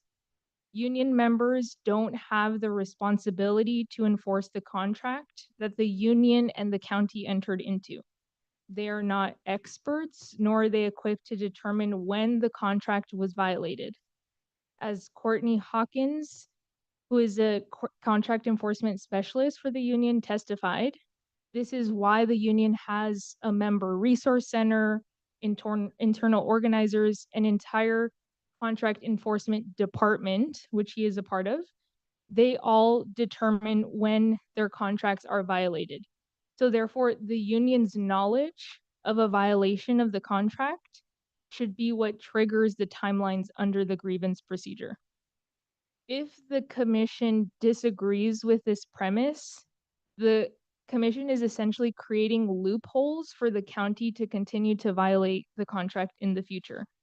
So if the commission finds that the worker's knowledge of any vague workplace complaint that they might have, without the ability to confirm whether that concern is a contract violation according to the union's expertise, the county then will be able to violate the contract by simply doing so in secret from the union and by lying to and intimidating its workers, like it did in this case, to ensure that they don't go to the union, don't look at their contract, or understand what their rights are under that contract. So if this is what the commission decides, then the union will never be able to enforce its contract.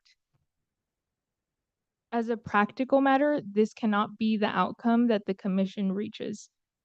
The commission must find that the grievance timeline only commenced when the union knew of the violation. So then the question is, when did the union know? The grievance and Miguel Barragan have conflicting testimony regarding when the union was first contacted regarding the standby pay issue. And this can be expected by anyone that's being asked to recall a specific date that occurred over 2 years ago at this point. So the most credible evidence on this is from the testimony we received from Mr. Hawkins regarding Unionware, which is a union database which contains all major events and documentation associated with the grievance. As he testified, this software is diligently updated in real time by the union and is therefore the most accurate evidence on this point. And according to those records in Unionware, the grievance first contacted the union's member resource center on May 17th, 2023, around 9 a.m. that morning. And then, as Mr. Hawkins testified, the member resource center would have then contacted the internal organizer assigned to this worksite, which is Mr. Barragan, regarding the worker's standby complaint.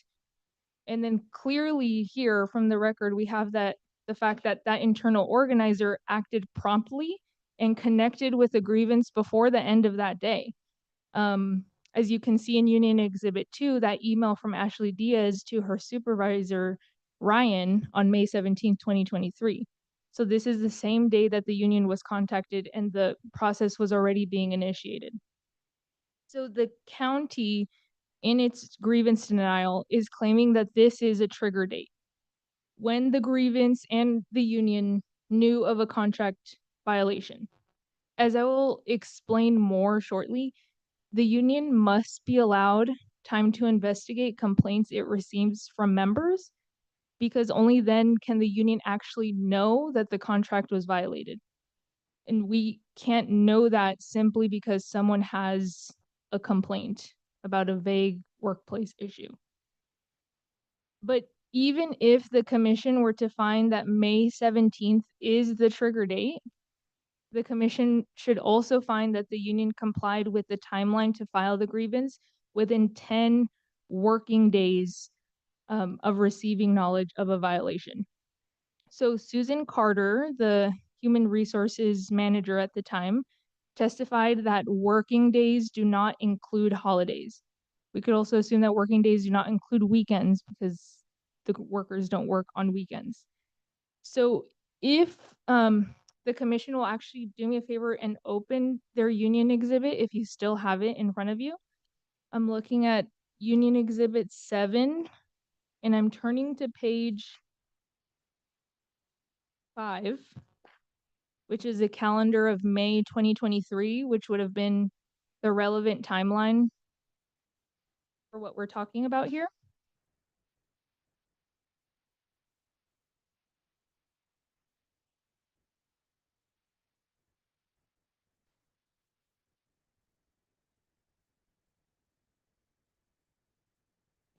So if the trigger date is May 17th, and you can see that here on your calendar, that would have been a Wednesday in May of 2023, then 10 working days from that day is June 1st, 2023. That is the date that the grievance was filed. There is no conflicting evidence or testimony to that fact. So what the county seems to have overlooked by asserting that the grievance was filed after 11 working days is that Memorial Day, which is Monday, May 29th, 2023. And you can see that Ryan Noel was on calendar that day instead of Jeremy Witten, which also proves the fact that that was a holiday. The county did not count that day as a non-working day. It counted it as a working day and therefore said that it was 11 days between the 17th and June 1st, 2023. So just to make it exceptionally clear that the grievance was filed perfectly 10 days after the union was first contacted, I'm just going to ask you to follow along as I count the 10 days. So the first day would have been the 17th to the 18th. The 18th is day 1, 19th, second day. Then the third day would be the 22nd because we skip over Saturday and Sunday. The fourth day is the 23rd, the fifth day, the 24th, the sixth day, the 25th, the seventh day, the 26th, the eighth day, the 30th, and there we're skipping over the weekend and the Monday holiday. The 9th day is the 31st, and the 10th day is June 1st. And so you can look at that in your calendar and see that the grievance was filed exactly 10 working days after the union was contacted, which complies with the requirements of the contract. And the county made a mistake and did not properly count what a working day is, even per its own representative's understanding. So there can be no doubt that the union filed its grievance on time from the date that it was first contacted by Ashley, Jeremy, and Roy.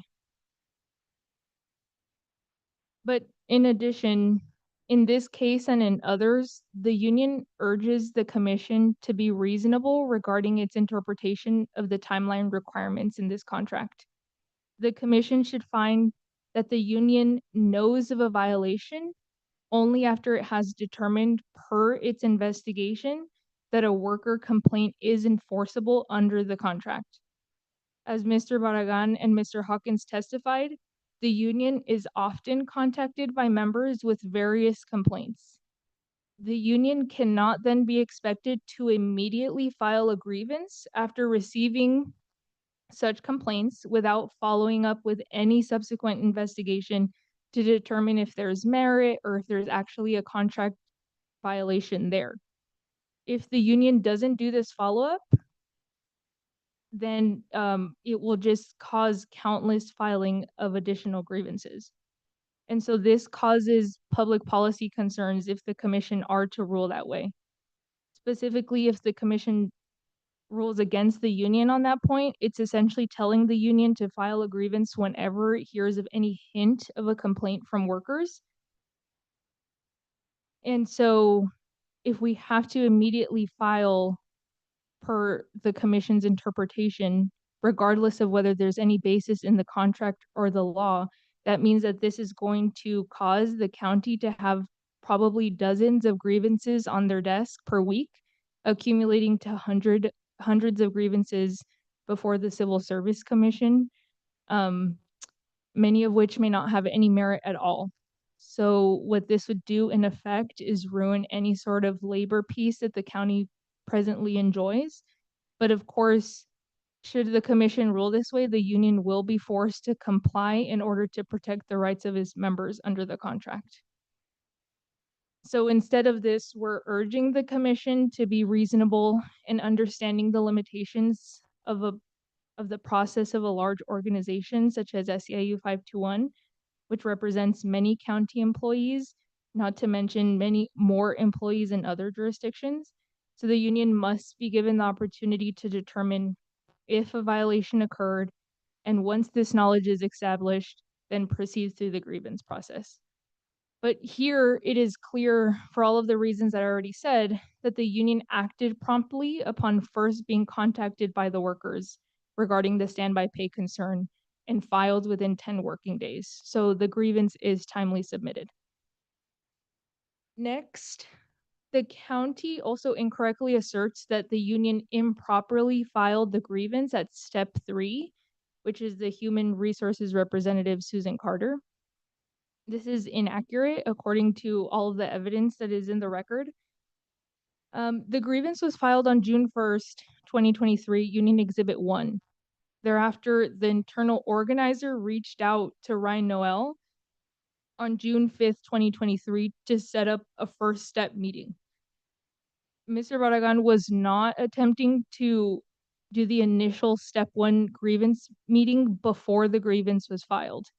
So this is the email chain in Union Exhibit 2 that begins with Ashley reaching out to Ryan to try to initiate an informal conversation. At that point, the union had just been notified. They were still investigating. And like I said, the union can't know immediately that the contract was being violated. As multiple witnesses testified, Ryan refused to meet or even acknowledge the grievance, much less provide a step 1 response as is required by the contract. So when Ryan refused or failed to address the grievance at step 1 and pushed it up to the assistant chief, Justin McComb, who's the department head, this pushed the grievance to step 2. And this is called defaulting, which many witnesses testified regarding. If the county representative refuses to respond to a grievance at their level, the union cannot force them to address the issue. On the other hand, the grievance process can't just stop. That wouldn't make any sense. Therefore, it automatically moves on to the next step. And this is typical in many grievance procedures in all union contracts that have grievance timelines. Susan Carter did mention mutual agreement being required for extensions of timelines. This is not relevant when the county, because of its own representatives in action, do not properly respond to a grievance at a given step. And here it's clear to the union that the county representatives didn't take the care to discuss with each other what steps the union had taken at lower levels to try to have those meetings. So it's unclear to me why Ryan and Susan Carter were not talking to one another about the previous efforts. So because of the county's own inaction, the grievance moved to the next step, which should have been step 2, meeting with the department head, Justin McComb. However, Justin McComb testified just now that he did not know much about the standby pay procedure or the MOU at that point, and by his own choice, contacted Human Resources, which would have been step 3 under the contract. So again, Justin McComb did not consider having a meeting with the union or the grievance by himself, which would have been required under step 2. And so by making that decision and combining the meeting with the department head with the human resources representative, this pushed then the grievance to step 3, again, per the county's own inactions, per the county's decisions. And so it defaulted all the way to step 3. It would not have made sense for the union, after having a meeting with Susan Carter, Justin McComb, around June 28th of 2023, to then go back down the chain of command to meet with the supervisor and the department head again, which is why this process of defaulting exists in grievance procedures.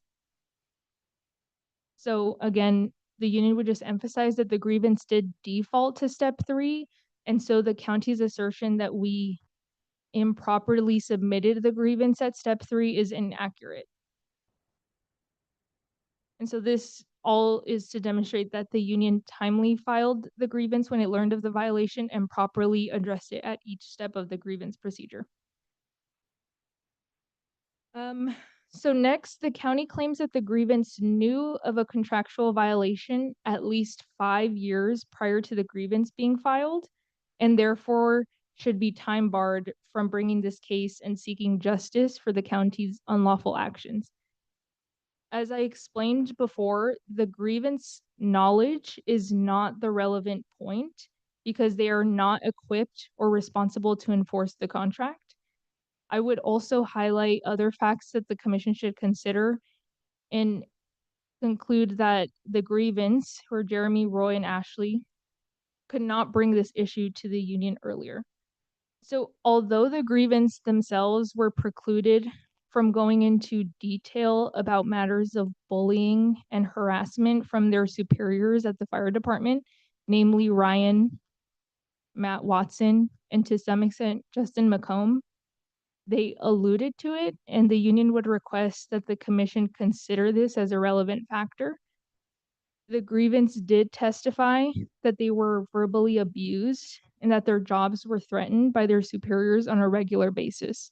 And so although Ryan himself, Matt Watson himself, would not admit that they engaged in this sort of behavior, I would request that the commission take the grievance for their word that this is something that they endured for many years while they were employed by the fire department.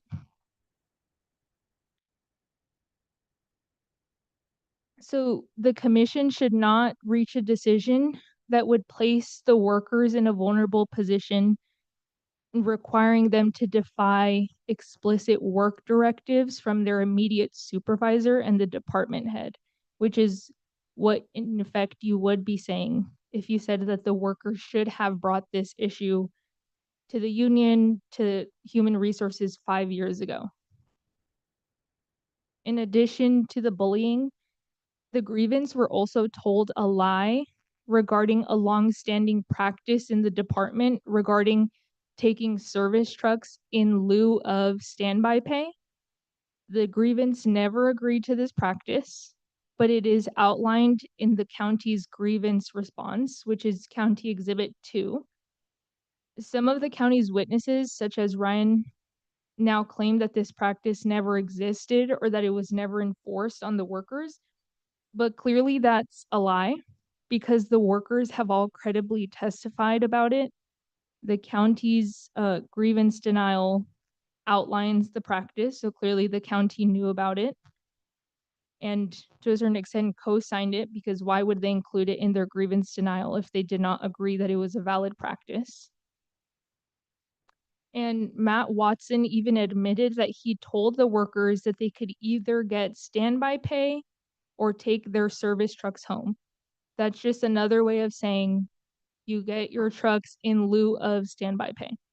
So everyone is agreeing that this was a practice that was enforced by the department, even by the department head, and the workers were made aware of this practice. The union would like to emphasize that the existence of this informal agreement is itself unlawful conduct by the county, which makes it even more shocking that they would just readily admit that it's something that they enforced against our bargaining unit members. So Susan Carter admitted that in lieu of standby was never negotiated with the union, nor was the contract ever changed to reflect this agreement. Susan Carter also admitted that she had knowledge of the applicable labor statutes.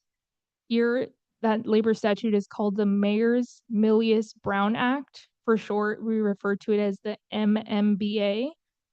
And under the MMBA, it is unlawful for employers such as the county to bypass the union and negotiate changes in the contract directly with employees. The department's backroom deal with employees, which the grievance were subjected to, is unlawful action known as direct dealing. So the list of unlawful actions by the county is growing even during the course of this hearing.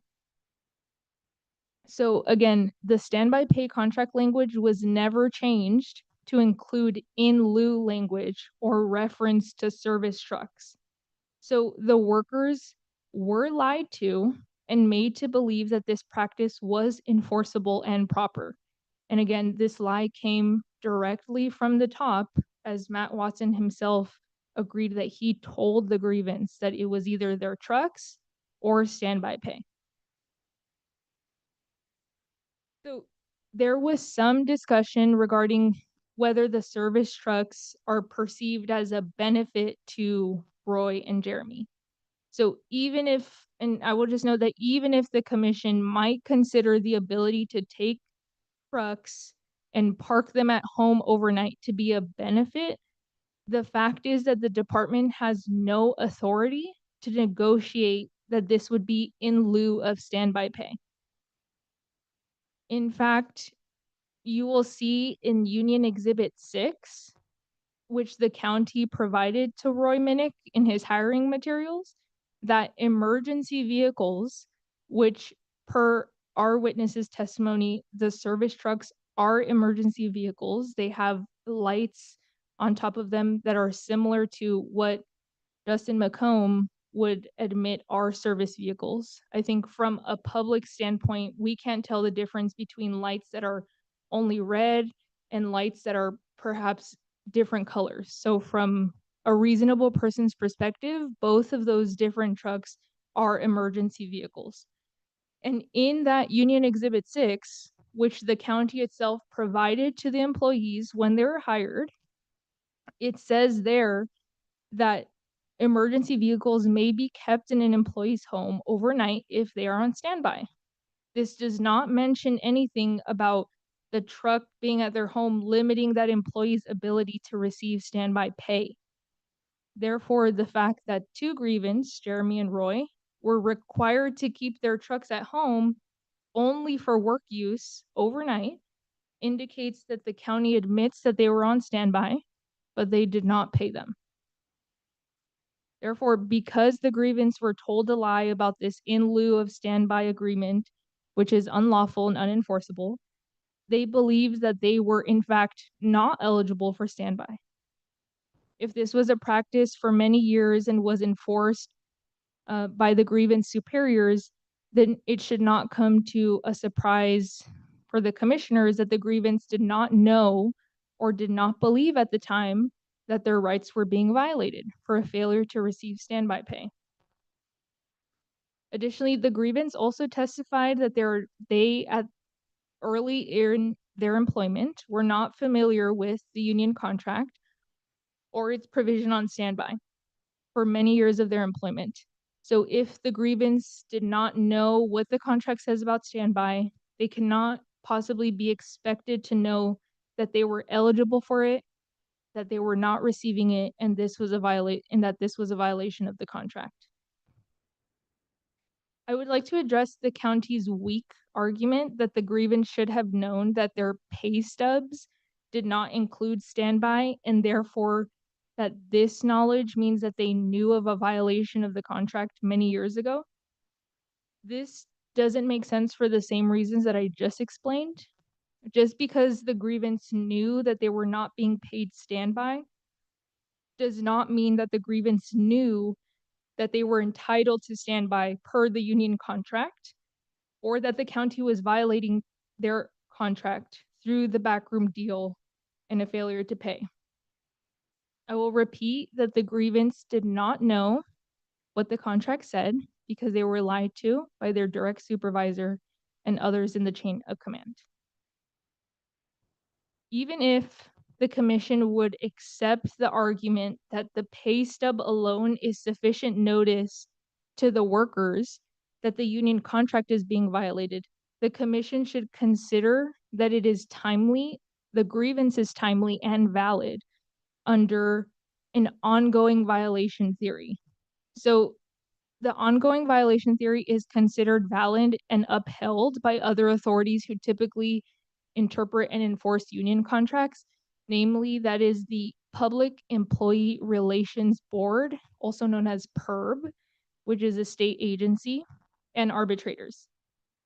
Under that theory, ongoing violation, PERB and arbitrators recognize that a claim is timely because every time that that worker is issued a new paycheck without the standby pay included, there is a new violation of the contract. So in other words, the harm is ongoing every time they are not paid according to the contract. So if the commission is going to give some validity to the pay stub argument, it should still find that the grievance was timely pursuant to that ongoing violation theory. For all of those reasons, the commission should find that the union timely filed its grievance from the earliest date on which it could have known of the issue, which was 10 working days from the first day that the union was contacted. 10 working days from May 17th, 2023 is June 1st, 2023. So that is when the grievance was filed. That means that the grievance is timely. So the commission should not decide this issue on the county's procedural arguments claiming that the grievance did not comply with the timelines. So after that very long argument about the procedure, I'm now ready to turn to the actual substantive issues here, which is, did the county violate Section 14 standby? And the answer to that question undoubtedly must be yes, it did. So first, I would like to make some general comments to frame the issue for the commission. This is a contract interpretation dispute. In order to interpret a contractual term, the commissioners must examine what the text of the contract says. And you often might hear the phrase, you have to stay within the four corners of the contract. So this means that the commissioners should not look at any external factors to interpret and apply the contract. You have to interpret the standby pay provision based on the plain text there. So to that end, it is completely irrelevant what individuals think that the contract means or what the contract is saying. What is relevant is what the union and the county together at the bargaining table intended for that contract provision to mean. And in order to uncover what the parties collectively intended for it to mean, you look at what the text says. And I will just point out that there were various county witnesses who tried to interpret the contract by adding terms to it that are not in the text. And so I would just say that they're incorrectly interpreting the contract per their own understanding, per their own biases, and that is an incorrect interpretation. By doing that, they are violating the contract. So there should be no validity to what individual people, and I will just say specifically Susan Carter did this and Justin McComb did this. So whatever they testified about what the standby pay provision means, if it is not in the text of the contract, the commission should not provide any weight to that at all. So I just want to read specifically what Section 14 says. So it states,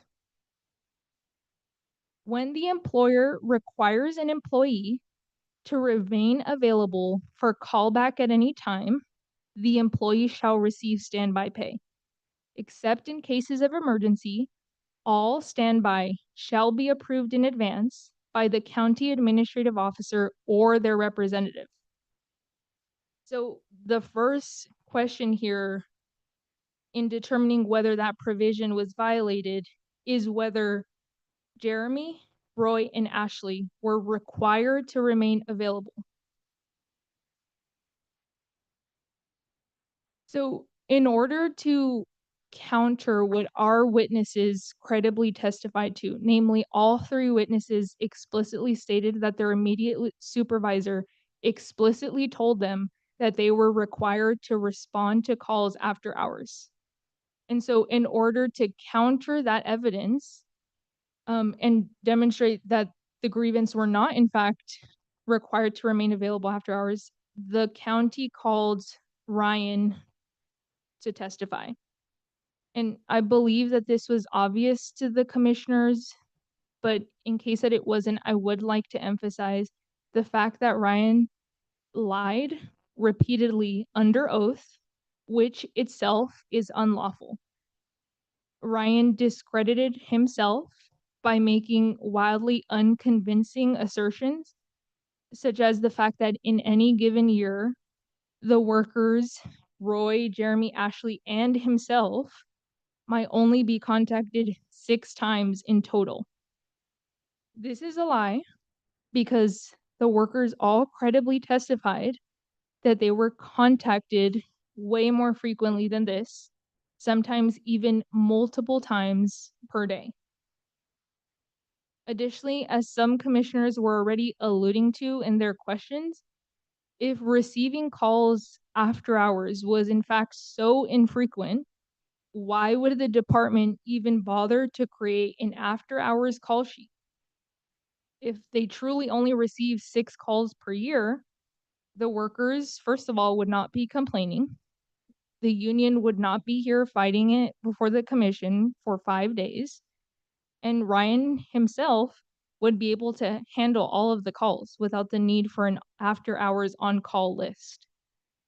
So it clearly is not the case that they were only contacted 6 times per year. Ryan lied about the frequency of calls and many other things during his testimony, which again is perjury. It is unlawful to lie while you're under oath. The commission should rely more heavily on the credible union witnesses regarding the work that they were required to do after hours. First, both Roy and Jeremy were required to take their service trucks home after hours within a few weeks of starting work for the department. It was expressly communicated to them by their supervisor, Ryan, that they were expected to use that truck to respond to calls and emergencies after hours out in the field. For Jeremy and Roy, this included driving out to service a fire engine that had broken down. And before the on-call sheet, which is Union Exhibit 7, before that was created and maintained by Ryan around 2021, Ryan would personally call Jeremy or Roy after hours and direct them to respond to matters out in the field. This is another point that Ryan lied about while under oath. He said that he called Roy, Jeremy, and Ashley no more than 1 time during the entire time that they were employed by the county, which they testified was about 5 to 7 years for all of them. He said that he called them 1 time after hours in 7 years. So this is a lie, and it's contradicted by all 3 of our grievance. And he lied about this because it is clear that when he called the workers after hours, he was giving them instructions to respond to something out in the field, or in Ashley's case, to order or pick up parts that were necessary for those after hours repairs. So by giving them this instruction, he was requiring them to respond. It was not optional, as is any directive that comes from your immediate supervisor. Your thought is not, I can have the option whether or not to do this thing. So at that time, early in their employment, Jeremy and Roy were on standby every day. In addition to Ashley, they were on standby every day that they were working, Monday through Friday and weekends, but that excluded vacation periods, holidays, and other days off. So all the grievance testified that they had to take their county issued cell phones home and would receive calls on these phones. Ashley elaborated that she was required to remain available all days after her regular shift, excluding the same days that I just listed. Her duties after hours entailed ordering necessary parts so that the mechanics were able to make essential repairs after hours. She testified that she was the only person that was able to make these orders. And that's not because other people were incapable of doing that. She said that Ryan instructed her that she was the only person to make these orders. So all of the testimony about what fuel cards or not fuel cards were available to other people is irrelevant to that point.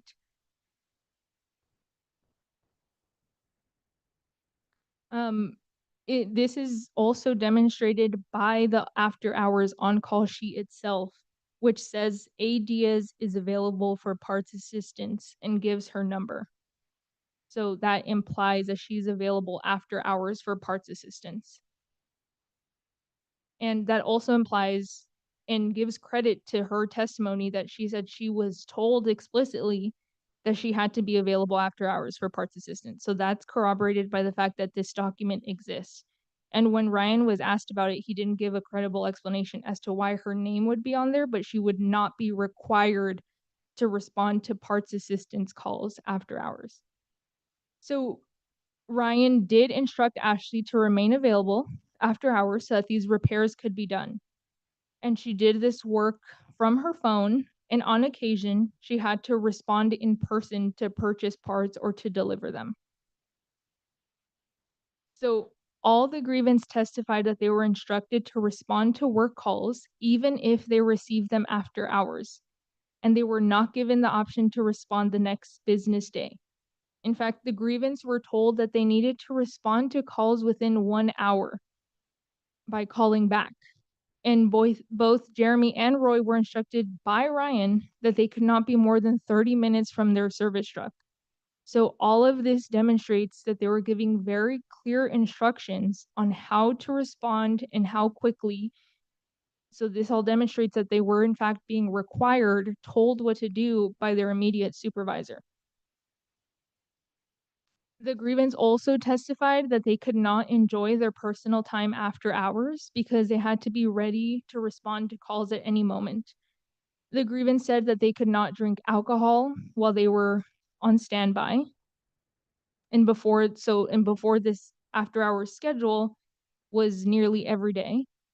The grievance testified that they could not go to parties or other gatherings or even go shopping as close by as Fresno because that could potentially delay their response time.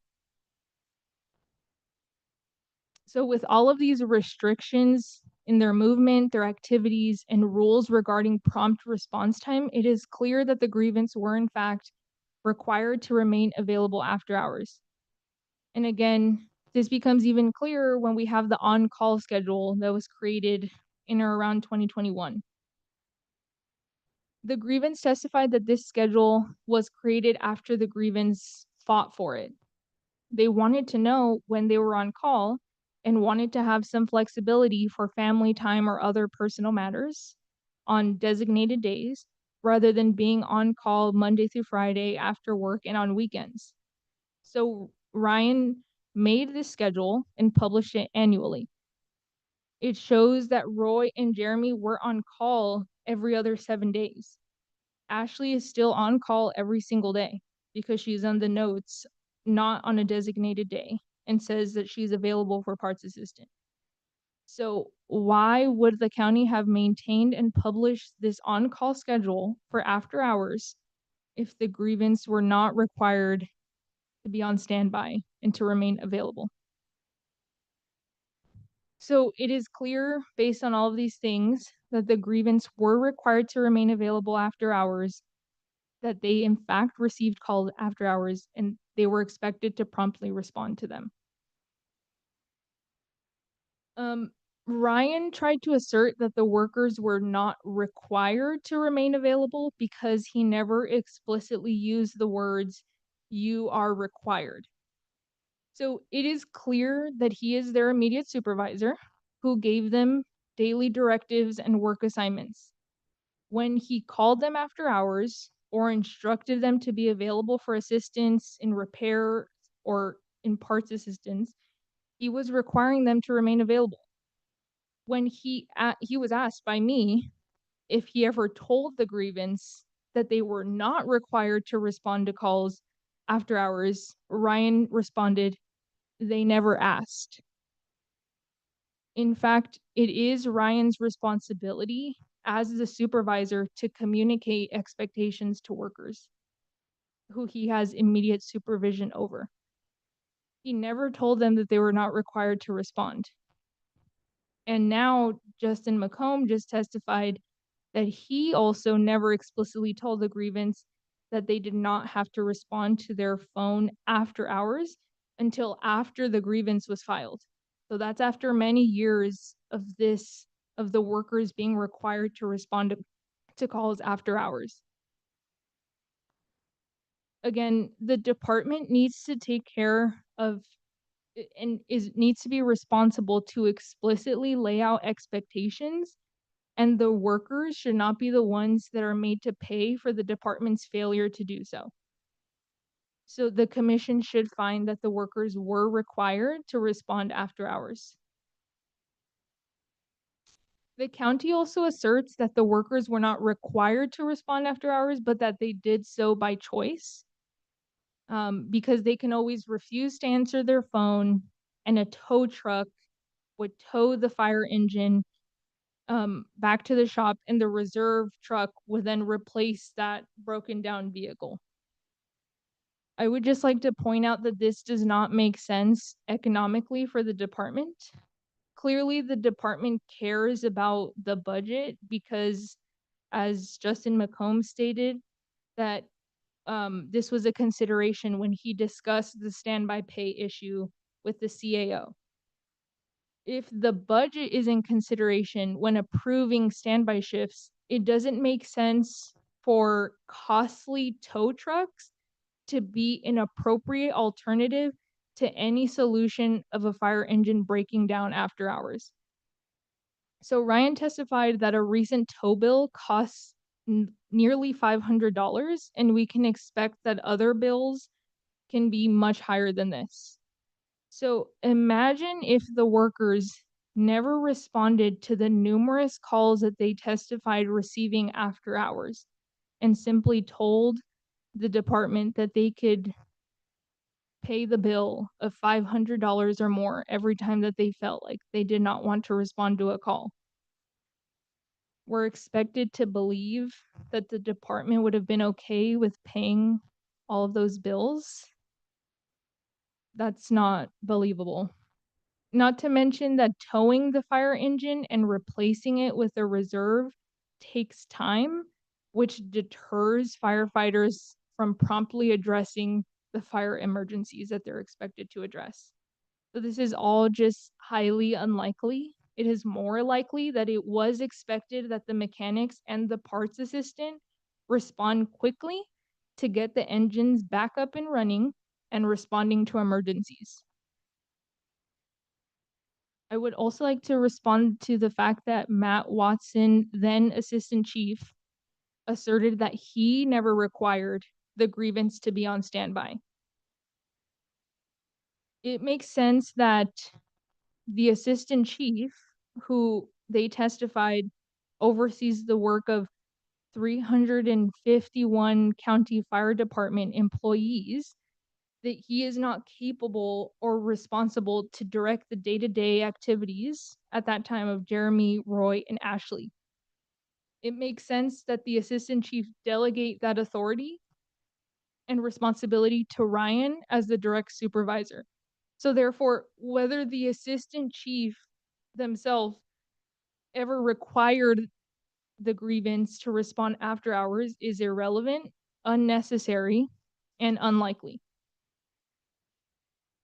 The county will also argue that the grievance were not on standby because the county administrative officer, Jay Varney, did not approve the standby. So again, I would like to point out that the actual text of the contract does not require the CAO to approve pre-approve in every instance. So it says, the actual text of the contract says, except in cases of emergency, all standby shall be approved in advance by the county administrative officer or their representative. First, the issues that the grievance address after hours could reasonably be characterized as emergencies. They respond to fire trucks breaking down to ensure that they have parts and continue to operate and respond to fires. So this is an emergency. So the commission can find that advance approval is not required at all because it grants that exception under the contract language. On the other hand, if the commission finds that the grievance were not responding to emergencies, the contract language allows for the CAO or a representative to approve standby. The contract does not list who those representatives are. It did not have to be Matt Watson or Justin McComb who approved. McComb testified that he assumed that he was the appropriate representative because he's the department head. But the language does not say that the representative has to be a department head or the equivalent. It just says the CAO or their representative. So again, the county is trying to assert their interpretation of the contract to change, to modify the contract, or to add terms that do not exist. So the assistant chief is not the only representative that can require or approve that county employees remain available after work hours.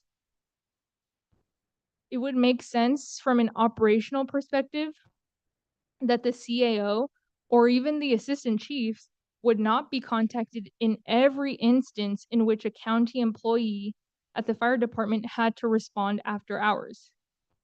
In fact, McComb testified that he had no idea what Jeremy, Roy, or Ashley did on a daily basis, or why Jeremy or Roy were taking their service trucks home after hours. So McComb is surprisingly uncurious about the operations of his own department, even when employees are taking county vehicles home. So the commission should find that the assistant chief, just like the CAO, are too high level to actually have any knowledge of the day-to-day operations of the mechanics and the parts assistants. Therefore, it is more probable and more likely that a direct supervisor required the employees to remain available to respond after hours. So this comports with the contract language. Representatives are not defined, but again, from an operational perspective, it makes sense for it to be whoever's working directly with those individuals in that department to ask them to be on standby. So that person would have been Ryan, who was directly in charge of the grievance work and their timesheets, that he would approve standby by requiring them to respond after hours. And then people in Ryan's chain of command, which would have been the assistant chief, should have known that Ryan was assigning standby by either explicitly or implicitly agreeing to it. And so if the assistant chiefs did not bother to check into what their direct reports were doing and what they were directing their direct reports to do, then that again is a failure of the department and its leadership, and the workers should not be made to pay for their oversights and their mistakes. Lastly, the county will make the baseless argument that Ashley Diaz alone is not entitled to standby pay because she was not required to remain available for callback in person after hours. So first, I would like to point out that in making this argument, the county is admitting that Roy and Jeremy were entitled to standby pay because they were required to respond in person. So they met that qualification. Secondly, though, they are, and more importantly, they are adding terms to the contract that do not exist. So as I explained before, the contract must be interpreted as written with the words that appear on the page. We cannot imply words or add words there. And so the standby pay provision against it states, when an employer requires an employee to remain available for call back at any time, the employee shall receive standby pay. Susan Carter tried to testify improperly that the term callback means return in person. In other words, she's trying to add terms to the contracts that does not exist. She's trying to say that callback means callback in person or callback physically. But the provision, if you look at it, does not say in person or physically. If the parties wanted this limitation to be a part of their contract, they would have included those words in the contract. So the county, and this is why I was objecting so often, the county in making those arguments is basically trying to unilaterally rewrite the contract to fit their argument. So, and the county will also trying to support this argument by pointing to the overtime provision that define, let's see. So the overtime provision, which again, this case is not about whether or not the workers were provided overtime. So from the union's perspective, that section is irrelevant. Section 13 overtime, subpart E, and if the commission wants to look at it again, it's page 24 of Union Exhibit 8.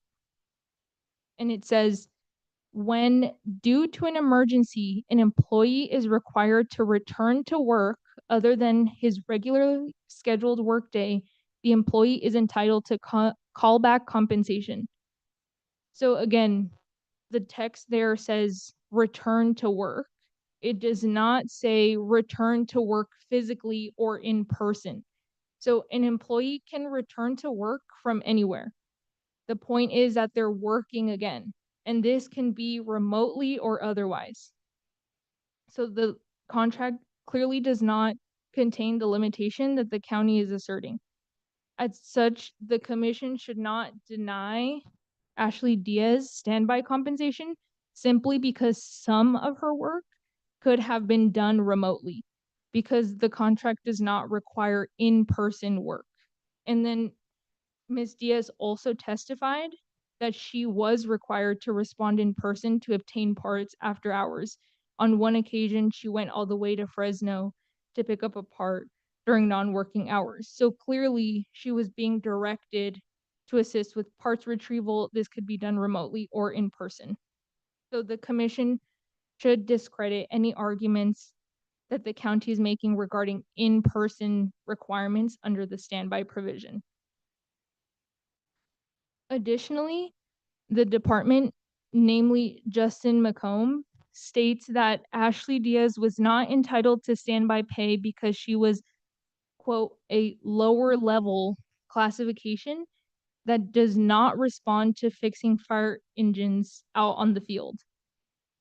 Again, for the same reasons that Susan Carter's assertions were improper, this is also improper. The contract does not say anything about a certain level or classification that is entitled to standby pay.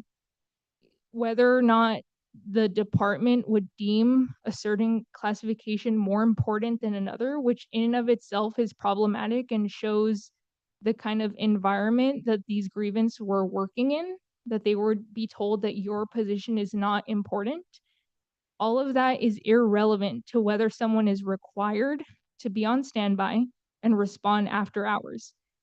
So again, this is just demonstrating that the county and the fire department through its leadership is misinterpreting the contract, the standby pay provision, by adding terms or their interpretation of what limitations should be in there. But again, they just have to comply with what the language says. If that limitation doesn't exist, then they shouldn't be applying it. But clearly they don't know how contract interpretation or application should work. And so they have been doing it incorrectly. And so the commission should also discredit that testimony with respect to Ashley Diaz for those reasons. So again, based on the plain text of the contract and the evidence that was presented during this hearing, it is clear that the three grievance were required to remain available, for callback to work, and this was approved by an appropriate representative, namely the immediate supervisor. So for this reason, the county violated the standby pay provision when it failed to pay all three grievance standby pay. The commission should find that the county violated the standby pay provision and order the county to pay all of the grievance for all of the hours that they were required to remain available after hours per the contract. And just in conclusion, I would urge the commission one last time to do what is just for these county employees who were clearly very committed to their job, which in turn benefited the entire county by keeping its residents safe from danger.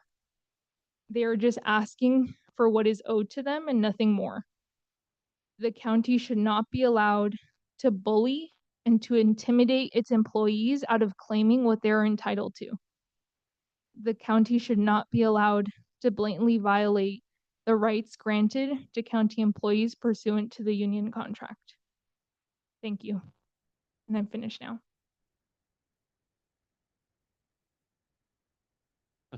Not bad. You almost made an hour there. What was that, an hour? Just a few minutes off. Thank you very much. Thank you. Okay, hang on, take a couple of seconds here.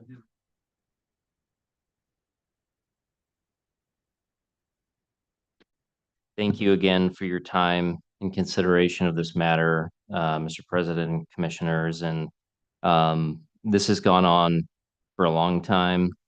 And I'm going to keep this at a fairly high level. You're intelligent folk. You've done this before. You don't need me to give you a play-by-play of the facts and evidence, but I will just kind of bring to your attention a few things and then let you go and deliberate.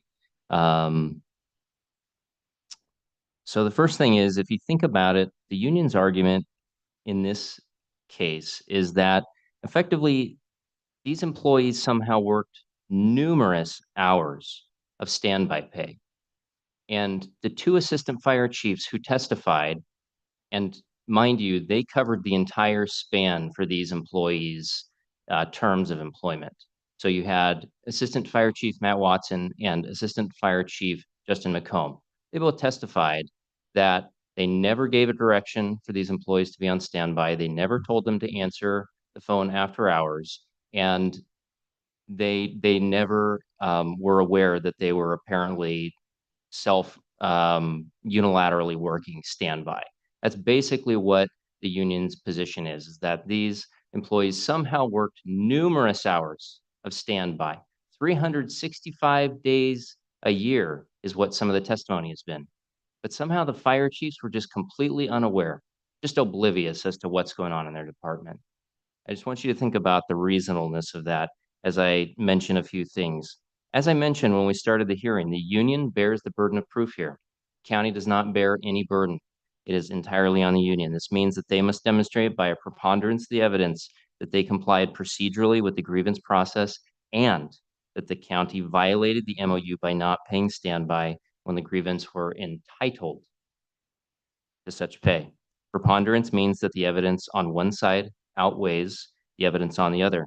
In addition, and this is a critical point, this standard is only met when there is substantial evidence supporting the conclusion. This means, in the context of administrative hearings, that that evidence is reasonable in nature, credible, and solid of value. So evidence that is not reasonable, lacks believability, or is questionable cannot, as a matter of law, meet this standard. Again, as a reminder, the scope of this proceeding and the evidence are also strictly defined by the grievance itself, which simply claims that the grievance were not paid standby in accordance with the MOU. That's it. They did not allege retaliation, personnel issues, or anything else, just that they were entitled to standby. So because standby pay is the sole issue here, it is essential to understand when such pay under the MOU is triggered or not. In interpreting the MOU and any MOU, the rules of statutory and contract interpretation are applied. One such rule of interpretation, which is critical in this matter, contrary to the union's assertion, is that terms of the MOU are to be read and interpreted in the context of the MOU as a whole. This means that you don't take individual pieces of an MOU as the same as with the contract, and you don't interpret that in a vacuum. You have to interpret the term in the context of the MOU as a whole. So with this in mind, you've seen for yourself with Union Exhibit 8, the MOU itself at section 14, that standby is defined as when an employee is required to remain available for callback at any time. Remain available for callback at any time. In a neighboring section of the MOU, as the union mentioned, section 13, the MOU defines callback to mean when an employee is required to return to work outside of their normal working hours. Susan Carter, the chief negotiator for the county, testified that this is the only place in the MOU where callback is defined. And I would challenge the union to disprove that, to point out to you in the rebuttal where else in the MOU callback is defined. It is only defined in that one place, and it means that an employee is required to return to work outside of their normal working hours. Standby is therefore not triggered when an employee is simply asked to answer the phone if called after hours. If the employee, it is only triggered when the employee is told that if called after hours, they must return to the workplace or out in the field. They must return to work. With this in mind, the union has not demonstrated through substantial evidence that the grievance were entitled to standby pay for standby work under the MOU. So let's look at the evidence that they did present, because they bear the burden of proof. The primary asserted evidence that the grievance brought was their own self-serving testimony that they were on standby. If you think about it, and if you look over the record, they were the only ones who testified as to their individual time in standby, allegedly in standby, and they only testified one another's testimony on this. They all have a vested interest, a self-interest in the outcome of this. Nobody else testified that they were required to pick up a phone. There were no percipient witnesses, no family members. Nobody came in and testified that they missed these alleged family events, that they had to pack their lunch and breakfast and dinner and everything else ahead of time. Nobody else did. It was their testimony alone. And I would note that their testimony was inconsistent, significantly inconsistent. You had Mr. Menick and Mr. Witten testifying in an exaggerated fashion that they were required to be on standby 365 days of the year. But then on cross-exam, they had to admit that they took vacation and other things that meant that they were not on standby 365 days of the year. It was all about always, all of those absolutes. That's what their testimony related to. And then you had Ms. Diaz, who testified that she was the only person who could buy parts outside of normal working hours. That was very clearly, incredibly addressed through the testimony that many individuals could buy parts. And if you think about it, it would make no sense operationally to have a single individual able to buy parts outside of normal working hours. Instead, it would make sense, as is the case, to have battalion chiefs and many others who are out in the field able to go to the store in the moment and use a Cal card or fuel card to buy parts. And that's exactly what they did. That's exactly what was testified to. So if you then look at the county's witnesses and what they testified to, in contrast, they testified consistently, without fail, the grievance were never on standby. In contrast to the grievance vague and exaggerated testimony about having to be constantly ready and arrange their personal lives to respond after hours, former Assistant Chief Matt Watson, Ryan Knoll, and Assistant Chief Justin McComb testified that while the mechanics did receive periodic after-hours calls, they were free to decline them. In addition, there was no obligation for them to respond to the field, even if they did pick up the phone. In the event no mechanic was available to address the mechanical issue with a fire engine or other apparatus after hours, the department simply had the vehicle towed to the shop where it could be worked on during the next business day. The department then could use one of its many reserve fire engines, which Assistant Chief Matt Watson and Ryan Knoll testified were all over the county, to replace the broken down one. Now, while the union asserts that this makes no sense economically, no witness, mind you, your job is to consider the evidence, not the arguments made during closing. No union witness was able to testify, nor could a union witness testify as to what would be budgetarily sound or operationally wise for a fire department. That is generally within the exclusive purview of those who are knowledgeable in those things, which were the county witnesses, the assistant fire chiefs, and they testified. And Ryan Knoll, who has been a fire master mechanic and a supervisor or fleet manager for years, testified that that is how they do it. They abandon one vehicle and they go and get another one. And in paramilitary situations or in organizations, that is generally how things are done. You just move on. It's an emergency situation that they need to go and respond to. And so they're going to do the easiest and quickest thing, and that is to abandon the broken down unit and move on to one that will work.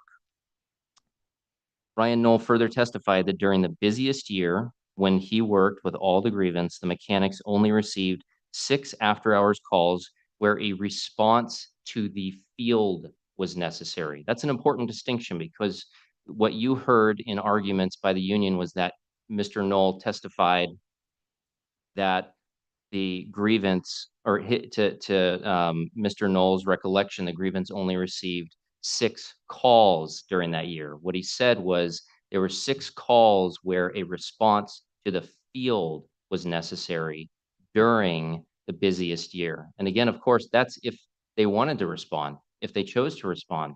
Otherwise, it would have been a tow to the shop and the firefighters would have been placed on a replacement vehicle.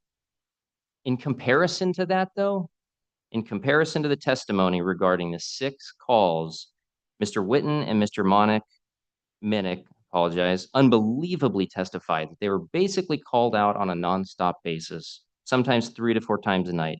Matt Watson, the former assistant fire chief, again, credibly testified that those after-hour calls would have resulted in overtime for these employees. And that incurring that much overtime by the mechanics would make 0 sense operationally for the department.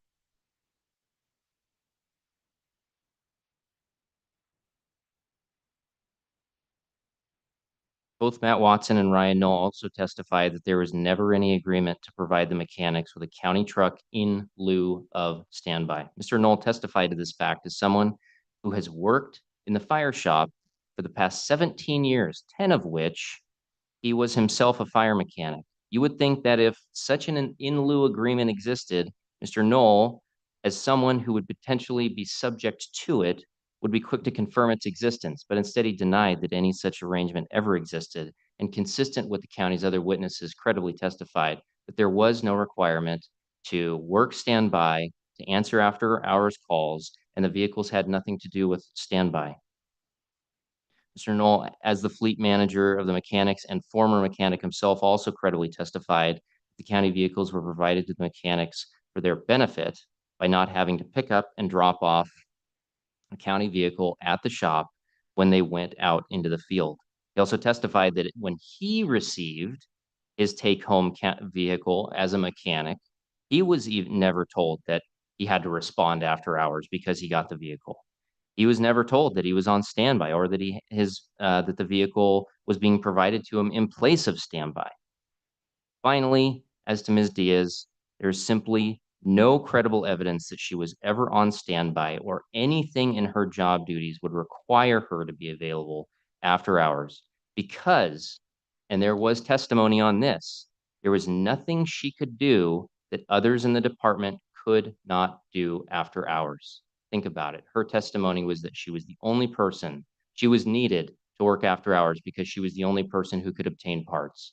But that doesn't hold water when you consider the fact that the battalion chiefs, Ryan, and others could simply use a CAL card or fuel card to purchase parts as necessary.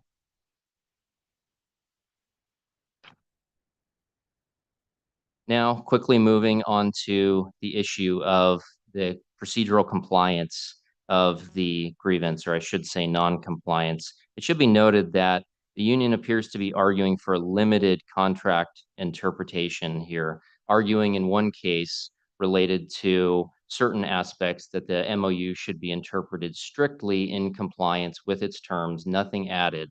And yet, when looking at the timeline, asks you to consider the union's internal processes when you're applying the 10-day timeline. That's not what the MOU allows. On the timing issue, it is undisputed that the written grievance was first submitted on June 1st, 2023. Union Exhibit 1 confirms this. It is also undisputed that the MOU requires a written grievance to be filed within 10 working days of when the grievant knew or should have known of the issue. So the only dispute on this, I would posit, is that whose knowledge of the issue triggers that 10-day timeline. While the union asserts, and some of its witnesses asserted, that it is only the union's knowledge that counts, its own documentary evidence does not support this position. Again, looking at Union Exhibit 8, page 14, section 9.02, that provision related to the grievance adjustment talks about that a written grievance must be filed within 10 working days from the time the grievant becomes aware or should have become aware of the issue. Thus, it is the grievance knowledge that counts. So then the next question is, who in this situation is the grievant?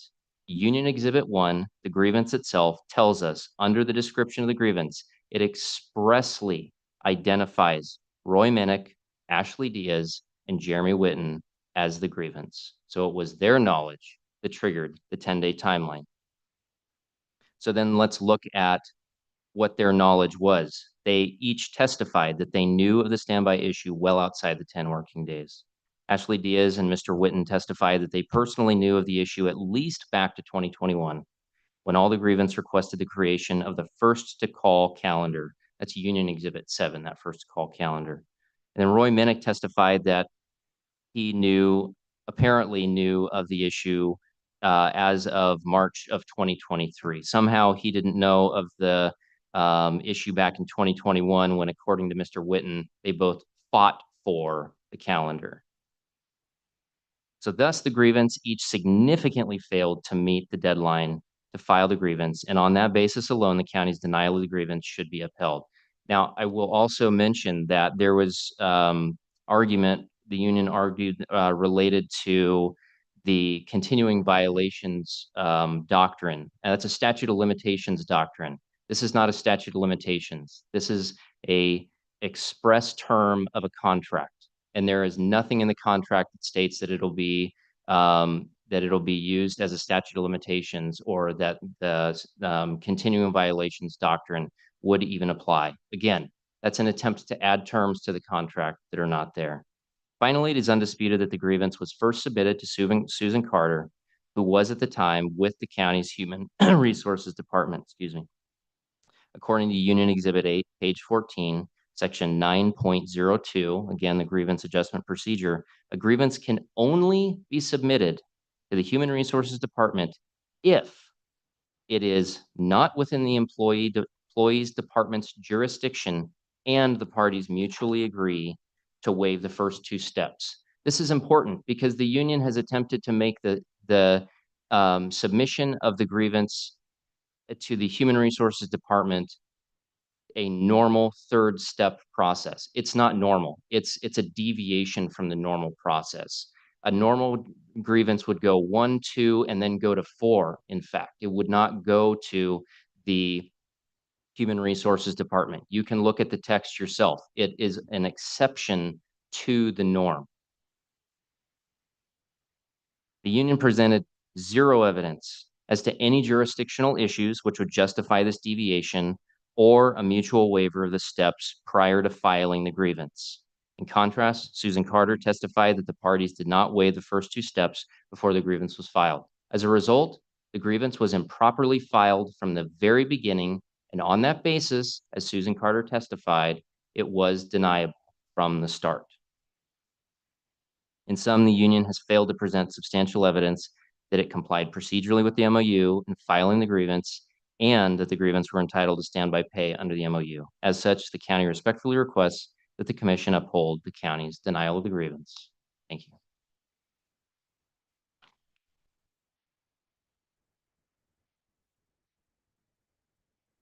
Nothing further.